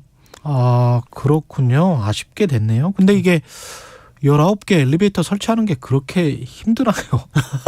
사실 상식적으로는 좀 이해가 힘든데. 그러니까 2024년까지면 2년치 예산 중에서 일부를 좀 해달라는 건데 이게 이렇게 무리한 요구는 아닌 것 같은데 사실. 사실 지금까지 만들어온 속도를 보면은 물론 지금 굉장히 높은 비율로 완성이 되어 있긴 했지만 근데 오랫동안 천천히 이루어져 왔잖아요. 그리고 지금 안 돼 있는 곳들은 기본적으로 설계적으로 좀 어려운 곳들이라서 늦춰진 곳이라고 합니다. 19개 지역이. 그래서 요 역에 엘리베이터를 신규 설치하는 게 뭐 쉬운 일은 아니긴 한데 근데 그렇다고 해도 법원이 이렇게 강제 조정을 한 거고 전장현도 우리도 오케이 하겠다라고 했는데 서울시가 받아들이기 어렵다라고 나온 거라 약간 조금 평가는 엇갈릴 것 같습니다. 지금 예산 때문에 결국 그러는 거잖아요. 예산이 편성이 안 됐습니까? 어땠습니까? 그러니까 이 처음에 전장현이 요구했던 예산들이 여러 가지가 있는데 이동권을 포함해서 이게 한 1조 3천억 원 정도 규모의 증액이었습니다. 이게 국회 상임위를 통과할 때만 해도 한 절반 정도 6,600억 원이었거든요. 이때 전장현이 입장문을 뭐라고 그랬냐면은 불만족스럽지만 이 정도라도 통과되면 우리 더 이상 지하철 시위 안 할 수 있다. 절반 정도가 깎였는데. 네, 요 정도면 괜찮겠다라고 했는데 실제로 통과된 건 106억입니다. 그러니까 1조 3천억과 106억을 비교하면 좀 많이 깎였죠. 실제 원내대표 협상에서. 와. 네, 그래서 100분의 1 수준이네. 그렇죠. 그러니까 전장현 요구에서는 0.8% 수준입니다. 상임위 기준으로 1.6% 수준이고 그래서 요게 통과되고 나서 전장현은 기재부가 장애인 권리 예산 거부한 거다. 우리는 지하철 시위에 다시 나서겠다라고 이미 선언을 한 바 있습니다. 장애인의 이동권이 선진국 가보신 분들은 뭐 요즘 여행을 하시면 다 알겠지만 이건 좀 이해하기 힘든데요. 106억? 예. 전 돈 아껴서 이런 거 해줘야 될 것 같은데. 뭐 사실 지역구 살뜰이들 다 예산 챙기신 분들 거에 비하면 되게 소소한 예산이죠. 그러니까요. 네. 쓸데없이 도로 만들고 공항 만드는 것보다는 나을 것 같습니다만은. 예. 베네딕토 16세 전 교황 선종했습니다. 12월 말에 선종하셨네요. 네, 예. 명예교황이라는 이름으로 불리죠. 베네딕토 16세가 12월 31일 오전 9시 34분에 바티칸에서 사망을 했다라고 이제 바티칸 대변인이 알렸습니다. 프란치스코 교황이 매우 고결하고 친절한 사람으로 기억한다라고 송년 미사에서 밝혔는데요. 일단 뭐 정치 지도자들의 추모도 있었는데 윤 대통령 같은 경우에는 20세기 최고의 가톨릭 신학자였던 거인을 잃은 슬픔에 잠긴 천주교인들에게 깊은 애도를 표한다라고 했고요. 조 바이든 대통령이 또 가톨릭 신자입니다. 그렇죠. 그래서 믿음과 원칙에 따라 성당에 일평생 헌신한 저명한 신학자로 기억될 것이다라고 했고요. 일단 지금 바티칸에 안치가 되어 있는데 1월 5일 성 베드로 광장 미사에서 이 프란치스코 교황이 직접 장례 미사를 주례하겠다고 했습니다. 이 유명한 프란치스코 교황과 이분 베네딕토 교황의 뭐 연대기를 다룬 그 다큐멘터리가 있잖아요. 네, 그렇죠, 그렇죠. 두 교황. 베네딕토 교황이 그 이야기 했을 때가 참 인상 깊었는데 세상과 교회가 타협하면 교회가 시대가 바뀌면 과부가 된다 이런 이야기를 했잖아요. 저널리즘의 원칙으로 봤을 때도 참 아주 중요한 이야기를 하신 것 같아요. 그 원칙을 강조하신 것. 이분, 예. 또 물론 이제 교회에서는 보수파로 인정이 되지만 이런 보수파들은 참 멋지다. 네. 사실 베네딕토 16세가 뭐 유럽 출신 교황이고 또 백인이고 해가지고 그렇죠. 전체적으로 밖에서는 보수적인 교황으로 많이 해석을 하는데 또 원래 가톨릭이 좀 보수적인 종교다 보니까 그렇죠. 전통적인 입장에서 보았을 때 엄청 보수적인 교황은 아니었거든요. 그런 면에서 오히려 열려있기도 했고 물론 이제 프란치스코 교황이 워낙 상대적으로 진보적이다 보니까 그렇죠. 비교가 많이 되긴 하는데 실제로 두 사람은 사이가 상당히 나쁘지 않았습니다. 그렇죠. 네. 그 스스로 사임을 했어요, 또. 네. 예. 가톨릭 역사에서 598년 만에 있었던 자진사임이었고요. 역대 세 번째라서 당시에도 굉장히 화제였고요.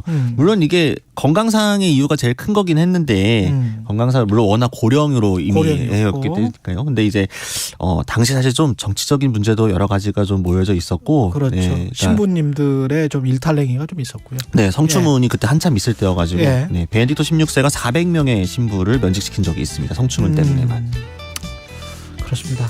그 두 교황을 한번 봐보십시오. 예, 굉장히 좋은 다큐멘터리입니다. 정말 예. 재밌는 작품. 원래 연극이 예. 원작인데 이거를 넷플릭스에서 오리지널 영화한 거잖아요. 예. 약간의 허구가 극화안으로서 가미가 되어 있긴 하지만 신자들도 꽤 재밌게 보는 작품입니다. 꼭 보셨으면 좋겠습니다. 한국 정치에도 주는 메시지가 아주 강렬합니다. 꼭 한번 보시기를 바라고요. 선정하셨는데 천국 가셨겠죠. 뭐. KBS 1라디오 최경영의 최강시사 2부는 여기까지였습니다. 고맙습니다. 감사합니다. 예.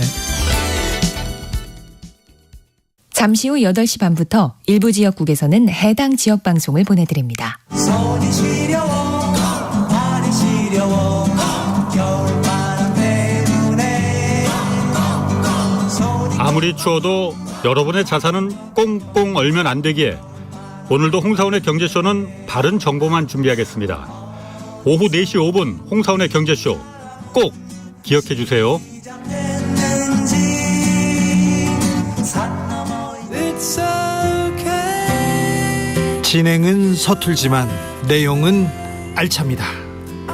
진실의 편에서, 정의의 편에서, 약자의 편에서 뉴스를 전합니다. 주진우 라이브와 함께 더 많이, 더 오래 웃었으면 좋겠습니다.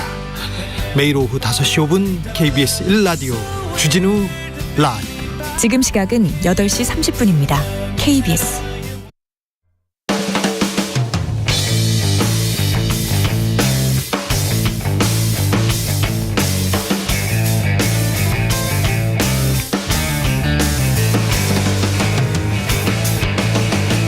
최경영의 최강 시사.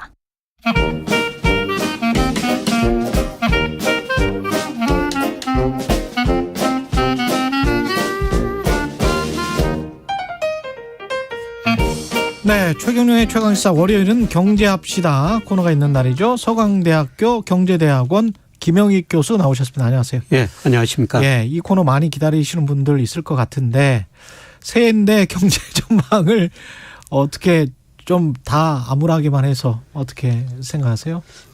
예, 뭐 올해 경제 성장률 작년보다 다 낮아질 거로 전망하고 있는 것 같습니다. 1% 때는 예. 뭐 정부도 그렇게 이야기를 하고 있고요. 예, 작년에 우리 경제가 한 2.5% 정도 성장으로 추정이 되는데요. 우리 정부 올해 1.6%인데요. 예. 뭐 저는 한 1.2% 정도로 뭐 조금 더 낮게 전망하고 있습니다. 잘못하면 0%대가 될 수도 있겠네요. 예. 예. 뭐 일본 노무라 연구소 같은 데서는 뭐 우리 경제 올해 마이너스 1% 성장한다. 노무라는 마이너스 1%라고 그랬어요? 예, 그렇게 극단적인 전망도 나오고 있는데요. 우리 GDP를 구성하는 소비, 투자, 수출 이런 걸 보면은 크게 그 경제가 좋아질 가능성이 낮습니다. 그렇죠. 그래서 네. 소비가 지금 곧바로 이야기 드리겠습니다. 네. 실질연금이 감소하기 때문에 소비가 늘어날 가능성은 낮고요. 네. 네, 그다음에 기업들이 미래가 불확실하니까 투자를 별로 안 하고 있습니다. 네. 네, 그리고 가장 중요한 게 수출인데요. 네, 수출이 작년 9월까지는 증가했는데 10월부터 12월까지 계속 감소하고 있거든요. 하반기 들어서부터 낙폭이 커지더라고요. 예, 그렇습니다. 그래서 아마 상반기에는 우리 수출이 감소세가 한 2자릿수 될 것 같습니다. 감소세만 2자릿수. 그래서 아마 지난해 마이너스 4분기 뭐 10% 뭐 이렇게 된다는 이야기죠. 예, 그렇습니다. 그래서 지난해 4분기부터 우리 경제가 전분기 대비 마이너스 성장으로 들어선 것 같고요. 아마 상반기에는 예, 좀 마이너스 폭이 좀 더 확대될 수가 있습니다. 물론 하반기에 회복될 가능성이 있습니다만은 예, 그래도 연간으로는 뭐 정부 목표치 1.6%보다는 제가 보기에는 좀 낮을 가능성이 높습니다. 예. 이렇게 성장률이 낮고 그런데 이제 인플레이션 때문에 명목 임금은 조금씩은 올랐단 말이죠. 그런데 예. 인플레이션이 워낙 심하다 보니까 실질 임금은 떨어졌습니다. 예, 그렇습니다. 예. 그래서 명목 임금은 올랐는데 실질 임금은 떨어진 게 문제인데요. 예, 그런데 1월부터 작년 10월까지 보니까 우리나라 그 사업체 뭐 1인 이상 사업체 평균 임금이 보니까 384만 원이에요. 예. 예, 그러니까 작년 같은 기간에 비해서 5.2% 증가했는데요. 물가는 5.1% 올랐습니다. 예, 그런데 임금이 그 1월에 많이 주거든요. 그렇죠. 그 보너스 같은 거 있어가지고 예. 1월이 그 472만 원 줘가지고 평균 임금이 384만 원으로 높은데 예, 그런데 4월부터는 임금 상승률보다 물가 상승률이 더 높기 때문에 실질 임금이 계속 감소하고 있습니다. 예. 예, 그래서 작년 그 4분기, 3분기 기준으로 보면은 물가보다도 임금이 덜 올라가지고 실질 임금은 1.7% 정도 감소했습니다. 1.7%. 예, 예. 예. 전 세계적인 현상이긴 합니다. 예, 예, 맞습니다. 1.7% 정도면 마이너스 1.7%면 미국이랑 좀 비슷한 수준인 것 같은데 예. 이게 물가가 오른다고 예상을 하니까 노동조합이나 노동자들도 임금 올려주세요. 당연히 이렇게 나올 수밖에 없잖아요. 예, 그렇죠. 물가가 예. 오른 만큼 우리 임금이 올라야 되기 때문에. 그렇죠. 예, 그래서 실질 소득이 보전하는 거죠.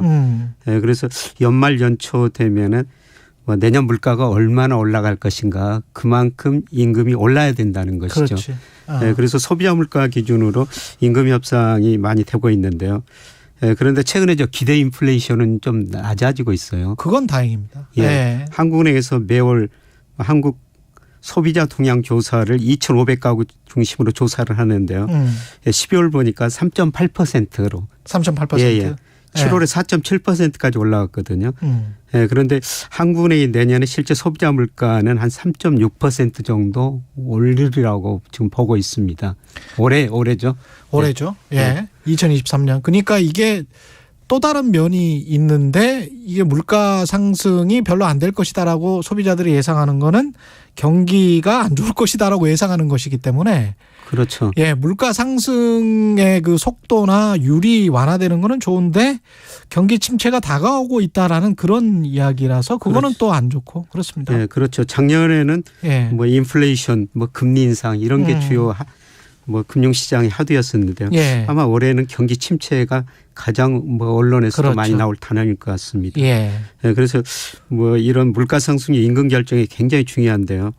예, 그런데 뭐 노조하고 그다음에 사업체하고 임금 협상 많은 거 신통이 있지 않습니까? 예. 그래서 어떤 일부 기업들을 보니까요. 작년에 우리 소비자 물가 5.1% 상승했는데 물가 상승률만큼 올해 임금 상승률도 결정하자 이렇게 노사가 협의했더라고요. 예. 그게 가장 또 합리적일 수도 있습니다. 예, 그리고 또 올해 또 기업이 이익이 많이 나면 추가적으로 인센티브를 주는데 예, 작년에 물가 상승률만큼 올해 임금을 결정하자. 예, 그러면 노사 협상 같은 뭐 비용들 뭐 이런 게 줄어들 수가 있죠. 근데 이게 우리는 옛날 그 개발 독재 시대 때 그 마인드가 있어서 그런지 임금은 무조건 억제해야 되는 걸로 이제 생각을 한단 말이에요. 예, 그렇습니다. 상당수의 사람들이. 근데 이제 경제가 시장주의 경제를 배운 분들은 물가가 오르면 임금이 웨이지 푸시 인플레이션이라고 해가지고 임금이 자연적으로 올라요. 서비스 쪽이나 뭐 노동 단가가 올라버리기 때문에 그러면 그게 또 물가 상승을 부채질하는 그게 이제 시장의 경제인데 한국은 이런 우려가 지금 조금씩 나타나고 있죠. 예. 근데 사실 물가가 오른 것보다 임금이 좀 더 올라야지 우리가 실질 소득이 증가하고 우리 생활 수준도 향상이 되죠. 예, 이걸 잘 기억을 하셔야 됩니다. 물가가 오른 것보다는 조금 더 올라야지 우리가 이제 실질 임금은 올라간다. 그래서 최근에 뭐 실질 임금은 계속 올라갔었어요. 그렇죠. 근데 올해 지금 실질 임금이 감소하고 있거든요. 그런데 기업 입장에서는 임금이 오르면 또 생산 비용이 올라가니까 그렇죠. 또 저 가격을 올라야 되고 물가가 오르면은 또 사업자 노동자 측은 저 임금을 더 올려보려고 하고 이렇게 인플레이션의 악순환이 발생하고 있는데요. 그런데 가장 중요한 건 생산성인 것 같습니다. 한국 생산성 본부라는 데가 있는데요.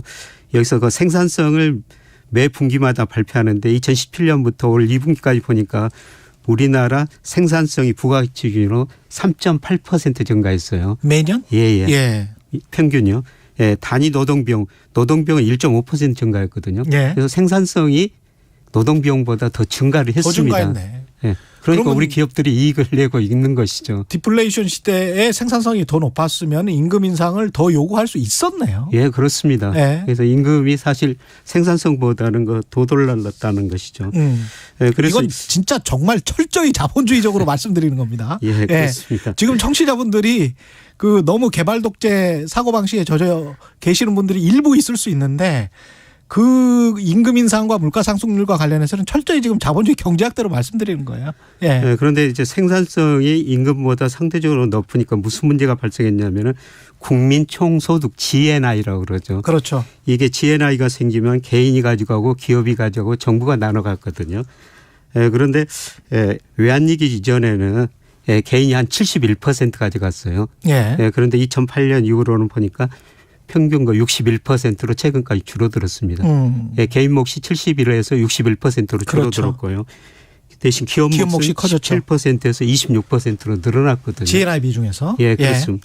그래서 박근혜 정부 때 한시적으로 2015년 17년에 기업소득 한류세제라는 걸 3년간 실시했죠.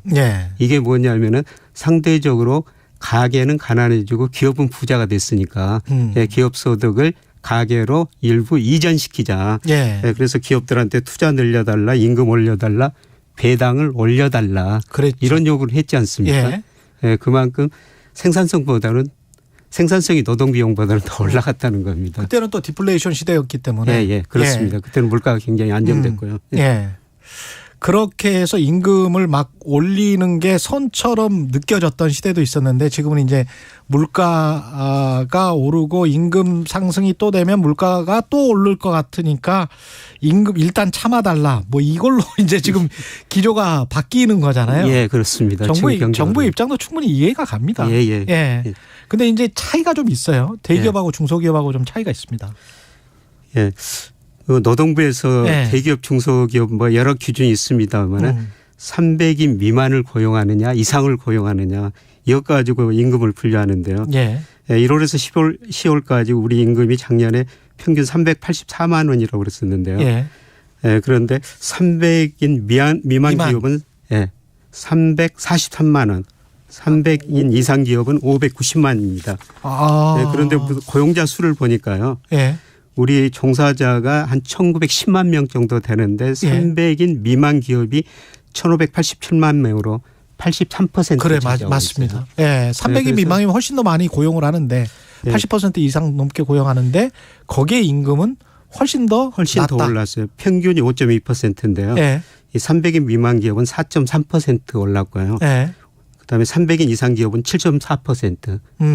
그러니까 상대적으로 중소기업에 다니는 분들이 임금 상승률이 더 낮았고요. 기존에 이미 임금 격차가 있는데도 불구하고 임금 상승률이 훨씬 더 대기업 쪽이 높았다.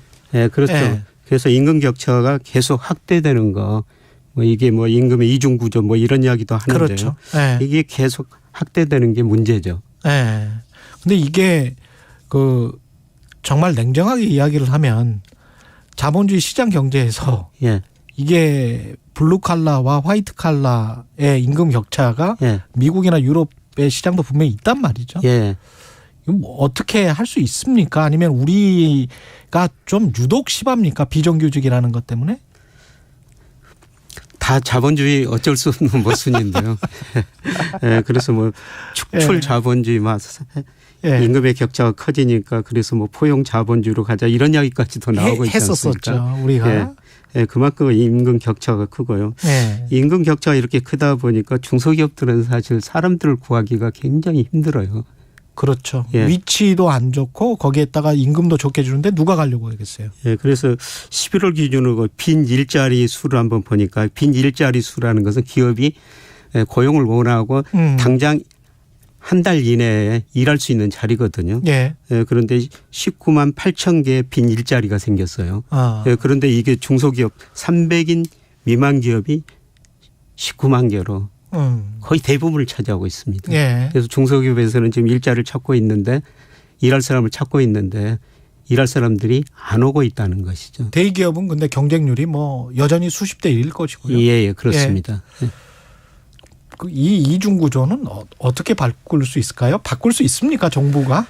정부가 바꾸기는 좀 쉽지 않을 것 같고요. 시장에서 바꿔야 되겠죠. 시장에서 좀 바꿔야 되는데 뭐 대기업과 중소기업 관계, 그다음에 그렇죠. 뭐 정부 측에서는 여러 가지 지원을 좀 해줘야 되겠죠. 근데 사실 이걸 생각해 보면 일본의 경제 구조가 그나마 유지가 되고 있는 게 중소기업과 그 대기업의 임금 격차가 훨씬 낮거든요. 거기는 한 80%, 85%까지 따라잡았잖아요. 그렇죠. 그렇죠. 일본뿐만 아니라 독일 기업들도 그렇죠. 강소 중소기업이 많다. 그렇죠. 그래서 임금 격차가 그렇게 우리나라처럼 크지 않은데요. 우리나라는 이게 큰 문제인 것 같습니다. 그래서 1차 밴도 2차 협력업체로 넘어가 버리면 그때부터 임금이 이제 확 줄어드는 그런 양상이 나타나니까. 그렇습니다. 근데 이거를 바꾸려면 대기업과 그 하청 관계, 협력 관계 이거를 바꿔야 되는데 이게 쉽지가 않거든요. 그래서 노동개혁이라는 게 쉽지가 않습니다. 다 맞물려 있습니다. 그래서 노동개혁 한다고 그러는데요. 참 쉽지 않은 문제고요. 많은 거 진통이 따를 수밖에 없는 것 같습니다. 어떻든 이런 차이가 나니까 뭐 정부 차원에서 정책적으로 좀 해서 법인세 같은 것도 대기업한테는 저는 뭐 내릴 필요는 없다. 내릴 필요는 없다. 오히려 중소기업. 지금 뭐 물론 많이 그 중소기업은 법인세 같은 게 많이 낮은 수준입니다만은 뭐 정책 차원에서 이런 문제를 해결할 수밖에 없다 그런 생각이 그쪽에 듭니다. R&D도 좀 더 집중을 해줬으면 좋을 것 같고. 예, 그렇습니다. 예, 기본적인 것들이 많이 부족합니다. 중소기업이. 예, 경제합시다. 서강대학교 경제대학원 김영익 교수였습니다. 고맙습니다. 예, 고맙습니다. KBS 1라디오 최경영의 최강시사 듣고 계신 지금 시각 8시 44분입니다. 이 시각 출근길 교통정보입니다. 경인고속도로가 오늘은 인천 쪽으로 더 많이 밀리고 있습니다. 부평 부근에서 사고가 있었기 때문인데요. 신월에서 부평 쪽으로 11km 구간 막히고 있고요. 지금 이 구간 정체가 더 풀리지 않고 있는 게 부평 부근 1차로에 고장단차까지 발생을 했습니다. 제2경인고속도로는 북의왕 부근 양방향 통제 소식 계속 전해드리고 있습니다. 여파로 성남 쪽인데요. 안현 분기점에서 석수 쪽으로 꽉 막혀 있습니다. 수도권 제1순환고속도로 구리에서 판교 쪽이고요. 성남 요금소 부근에서 사고를 처리 중이라 송파 부근부터 답답합니다. 그리고 분당서로 성남 방향 청담대교에서 수서 쪽의 정체도 사고가 있어서입니다. KBS 교통정보센터에서 이현입니다. 여러분은 지금 KBS 1라디오 최경영의 최강시사와 함께하고 계십니다. 네, 이태원 참사 국조특위 활동이 오는 7일 종료됩니다. 오늘이 1월 2일이니까요. 뭐 5일도 안 남았네요. 야권에선 기간 연장을 해야 한다 이런 주장이 나오고 있습니다. 국조특위 위원이시죠? 기본소득당 용해인 의원 전화 연결돼 있습니다. 안녕하세요. 네, 안녕하세요. 용해인입니다. 예, 국조특위 이제 막 시작한 걸로 기억하는데 현재까지 뭐 어느 정도 진행이 됐습니까? 네, 시간이 정말 짧습니다. 화살처럼 지나가죠. 네, 급박한 일정 속에서도 이 총체적 진실에 접근하고자 좀 여러 가지 노력들을 했는데요. 예. 지금까지 2차례 현장 조사와 그리고 2차례 기관 보고가 있었습니다. 예. 뭐 가장 여러 가지 내용들이 확인이 되었지만 좀 가장 충격적이었던 거는 이제 용산구청의 위증이 새롭게 드러났다는 건데요. 위증이 있었다. 네, 아직도 거짓말할 게 남아있다. 이것은 정말 좀 충격스럽고 참담했습니다. 그러니까 어떤 것이었죠? 네, 용산구청이 참사 직후부터 지금까지 참사 인지 시점을 22시 53분이라고 주장을 해왔는데요. 예. 네, 근데 제가 확보한 서울 소방과 용산 상황실 간의 통화 녹취록을 확인해 보니 22시 29분에 서울 소방에서 용산구청으로 전화한 소방 관계자가 이제 압사 당하겠다고 신고가 들어왔다라고 하니 구청 당직자가 네, 맞아요. 이태원역 해밀턴 말씀하시는 거죠? 라고 답을 했습니다. 그러니까 이게 29분 이전에 알고 있었네, 그러면? 그렇습니다. 그러니까 이게 22시 29분에 소방을 통해서 알았다고 하더라도 거짓말인데요. 그러네. 심지어는 압사 당했다고 신고가라고 하니까 그 다른 이야기 하지 않았는데도 장소를 특정해서 해밀턴 말씀하시는 거죠? 라고 답을 했습니다. 그러니까 22시 29분 이전에 그리고 심지어는 22시 15분 이전에 이 상황을 알고 있었다면 용산구청이 뭐 소방이나 경찰의 그 유관기관들의 대응을 요청하고 좀 더 적극적인 역할을 함으로써 그러니까 참사 희생자를 줄이는 수준이 아니라 참사 자체를 막을 수 있었던 마지막 기회가 용산구청에게 있었던 것이 아닌가. 라는 생각이 들 수밖에 없는 거죠. 그래서 이 상황에 대해서 계속해서 질문을 했고 용산구청에서는 지금까지도 22시 53분이 최초 인지 시점이다라고 기억이 나지 않는다라고 주장을 하고 있습니다. 정부 쪽 자료 제출이랄지 뭐 잘 되고 있습니까? 아니면은 아직도 안 되나요? 네, 뭐 여러 가지 성과가 있었음에도 불구하고 한계가 느껴지는 게요. 여전히 자료 제출 협조가 제대로 되지 않고 있습니다. 뭐 대표적인 게 이제 국가위기관리 기본지침 재난 분야 공개본입니다. 그러니까 이 자료 같은 경우는 저뿐만 아니라 수많은 야당 의원들이 요청을 했는데요. 한 차례도 제출하지 않았고요.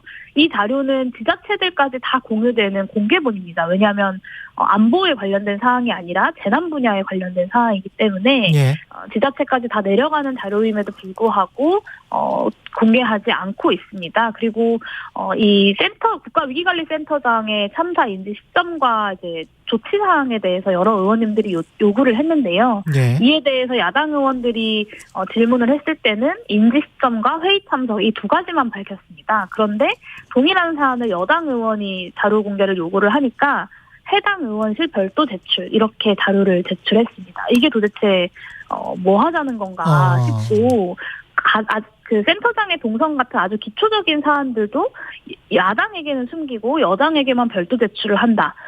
이것은 국정조사를 사실상 무력화시키겠다는 대통령실의 대응 기조를 보여주고 있다라고밖에 생각이 들지 않습니다. 그래서 국정조사 기간이 연장될 필요가 있다라고 지금 생각하시는 것 같은데 주호영 국민의힘 원내대표는 국민들이 동의할 때 연장이 가능하다 이렇게 이야기를 했습니다. 이 속내는 뭘까요? 주호영 원내대표는 예전부터 국정조사는 해야 된다라는 입장이시라고 제가 전에 들었습니다. 예. 그래서 지금도 국정조사의 연장 가능성에 대해서 아주 닫아놓은 것은 아니다라고 저는 좀 기대를 하고 싶고요. 이 국민의힘과 더불어민주당의 예산안과 연결된 협상으로 인해서 사실 국정조사 기간 절반 이상을 흘려보냈습니다. 그렇기 때문에 아주 촉박한 시간 속에서 국정조사가 진행이 되고 있는 와중에 그마저도 청문회 증인 채택에 합의를 하지 못하면서 한 차례의 청문회가 기간 중에 이루어지지 못하게 된 상황입니다. 당연히 국정조사의 기간 연장은 필요하고요. 주호영 대표가 밝힌 것처럼 이태원 참사 국정조사로 진상규명에 대해서 많은 국민들이 이미 동의하고 있습니다. 저는 기간 연장에 국민의힘에서도 적극적으로 협조해 주시기를 기대합니다. 지난주에 2차 기관 보고 때 도찰 논란이 있었어요. 그게 용해인 의원님 보좌진이 여당 의원들 간의 대화를 몰래 촬영했다. 국민의힘 주장은 이건데.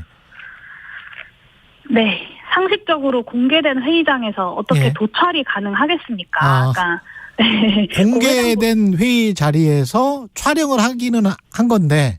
네, 저의 그 해당 보좌진은요. 지난 3년 동안 저와 함께 동행하면서 저의 의정 활동을 영상으로 기록해 왔던 보좌진입니다. 그러니까 당시에도 회의가 진행되던 와중에 위원장께서 정회를 선언을 하셨고 정회 선언을 하고 회의를 마무리하고 사람들이 빠져나가는 것까지를 촬영하고 있던 중이었습니다. 근데 이 과정에서 뭐 조수진 의원님이나 전주혜 의원님이 도대체 무슨 말씀을 나누셨는지는 모르겠습니다만 뭔가 좀 불편한 상황이 있었다고 한다면 이에 대해서 충분히 설명하고 오해를 풀고 필요하면 영상 삭제도 저는 말씀을 드렸습니다. 그리고 이제 회의 진행할 때 시작을 할 때 유감 표명도 하겠다. 왜냐하면 저한테는 국정조사에 불필요한 논쟁을 만들고 싶지 않고 국정조사가 제대로 진행되는 것이 가장 중요하기 때문에 그 문제제기 과정에서 이 보좌진이 오히려 위협감을 느끼는 상황이 있었음에도 불구하고 이 문제를 그렇게 좀 오해를 풀어보고자 했습니다.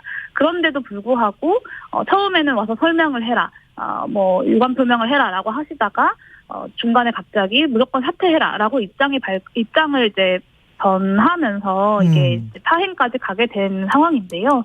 저는 필요하면 충분히 설명하고 해명하고 유감 표명도 하겠다고 말씀을 드렸습니다. 그럼에도 불구하고 회의를 파행까지 시킨 것은 국정조사를 어떻게든 하지 않겠다, 파행시키고야 말겠다라는 의지의 표명이라고 저는 생각하고요.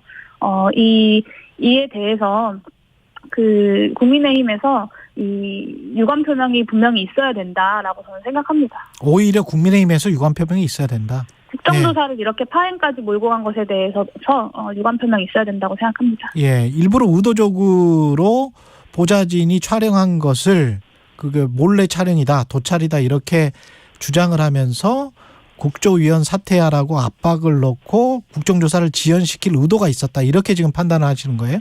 네, 저는 중간에 충분히 원만하게 풀기 위한 여러 가지의 말씀들을 드렸고 실제로 보좌진이 그러면 와서 설명을 해라 라고 이제 돼서 보좌진이 회의 장소에 다시 와 있던 상황이었습니다. 그런데 갑자기 이제 사퇴를 해라, 무조건적으로 사퇴해라라고 이제 저의 이야기나 뭐 해명이나 이런 것도 듣지 않겠다라고 했던 상황이었기 때문에 이 문제를 원만하게 풀 수 없는 상황이 되어버렸고 결국에는 파행까지 이르게 된 것입니다. 오는 6일에 2차 청문회가 있는데 이상민 장관이 출석하기로 됐단 말이죠. 근데 민주당에서는 유족과 이상민 장관이 같이 출석해야 된다. 국민의힘은 이상민 장관만 출석하자. 뭐 이렇게 지금 주장하는 겁니까? 네, 이 유가족과 이상민 장관이 같이 출석하는 것에 반대하고 있는 것으로 저는 알고 있습니다. 그런데 상식적으로 이런 159명이 사망한 참사에 대한 국정조사를 진행하는데 일가족과 생존자에 대한 증언을 듣지 않고 그 청문회가 가능하겠습니까? 그리고 심지어는 3번의 청문회가 2번으로 줄어든 상황입니다. 이 상황에서 도대체 무엇을 두려워해서 이상민 장관이 유가족들과 만나는 같이 증언대에 서는 것을 반대하는 것인지 저는 좀 이해하기 어렵고요. 국민의힘이 유가족들을 국정조사장에 세우는 일 자체를 반대하는 것이 아니라면 이 유가족과 생존자들의 증인 채택에 적극적으로 협조해야 된다고 봅니다. 이태원 참사 유가족들 같은 경우는 시민 분향소 근처에서 지금 보수단체 2차 가해를 계속 당했었잖아요. 네, 이게 지금 그렇습니다. 이걸 막을 수 있는 어떤 방법이 없습니까? 법원에 지금 보수단체 접근을 막아달라고 요청까지 했는데 정치권에서는 뭐 할 수 있는 게 없어요? 네, 저는 정치적으로도 충분히 문제를 풀어가기 위한 최대한의 노력을 해야 된다고 생각하고요. 예. 법적으로 물리적인 제재를 할 수 없다고 한다면 정치적으로 정치권에서 이 문제에 대해서 분명한 입장과 메시지를 밝혀야 된다고 생각합니다. 그러니까 여당에서 그리고 정부에서 유가족들과 함께 하겠다. 유가족들의 아픔에 공감한다. 그러니까 2차 가해를 중단해달라라는 메시지만 나온다고 하더라도 저는 많이 달라질 거라고 생각합니다. 그런데 여전히 유가족들이 경험하고 있는 2차 가해에 대해서는 그 어떤 메시지도 나오지 않고 오히려 유가족들을 회의장에서 만나는 것이 두렵다거나 이런 방식으로 유가족들을 매도하고 있는 것이 저는 더 문제라고 생각합니다. 예, 그리고 지금 국정조사 제대로 된 결실을 맺기 위해서는 뭐가 가장 필요합니까? 기간 연장이 제일 우선시 돼야 되나요? 어떻게 보세요? 네, 저는 기간 연장이 가장 첫 번째 선결 조건이라고 생각합니다. 자료 제출 아무리 성실하게 한다 그래도 기간 연장 되지 않으면 다 소용없는 일이 되어버릴 것입니다. 그렇기 때문에 기간 연장 반드시 필요하고요. 새로운 해가 지났지만 이 이태원 참사 진상규명에 대한 요구는 여전히 이어지고 있습니다. 그런데 어제 있었던 그 윤석열 대통령의 신년 기자회견에서 이태원 참사가 2020년을 마무리하고 2023년을 시작하는 신년사에서 단 한 번도 언급되지 않았습니다. 저는 이것은 이태원 참사를 대하는 윤석열 정부의 태도가 아주 적나라하게 드러나는 장면이었다고 생각하고요. 정부가 그리고 여당이 기간 연장과 자료 제출에 좀 더 적극적으로 나서주었으면 좋겠습니다. 예, 기본소득당 용혜인 의원이었습니다. 고맙습니다. 네, 감사합니다. 예, 3084님이 절망 속에서 희망을 찾아가는 것도 좋지만 그래도 조금은 덜 절망적이면 좋겠습니다. 최경영의 최강시사 올해도 저의 출근길 잘 부탁드립니다 라고 말씀을 하셨고요. 3084님 비롯해서 10분께 무려 10분께 커피 쿠폰 보내드리겠습니다. 올해도 최선을 다하겠습니다. 고맙습니다.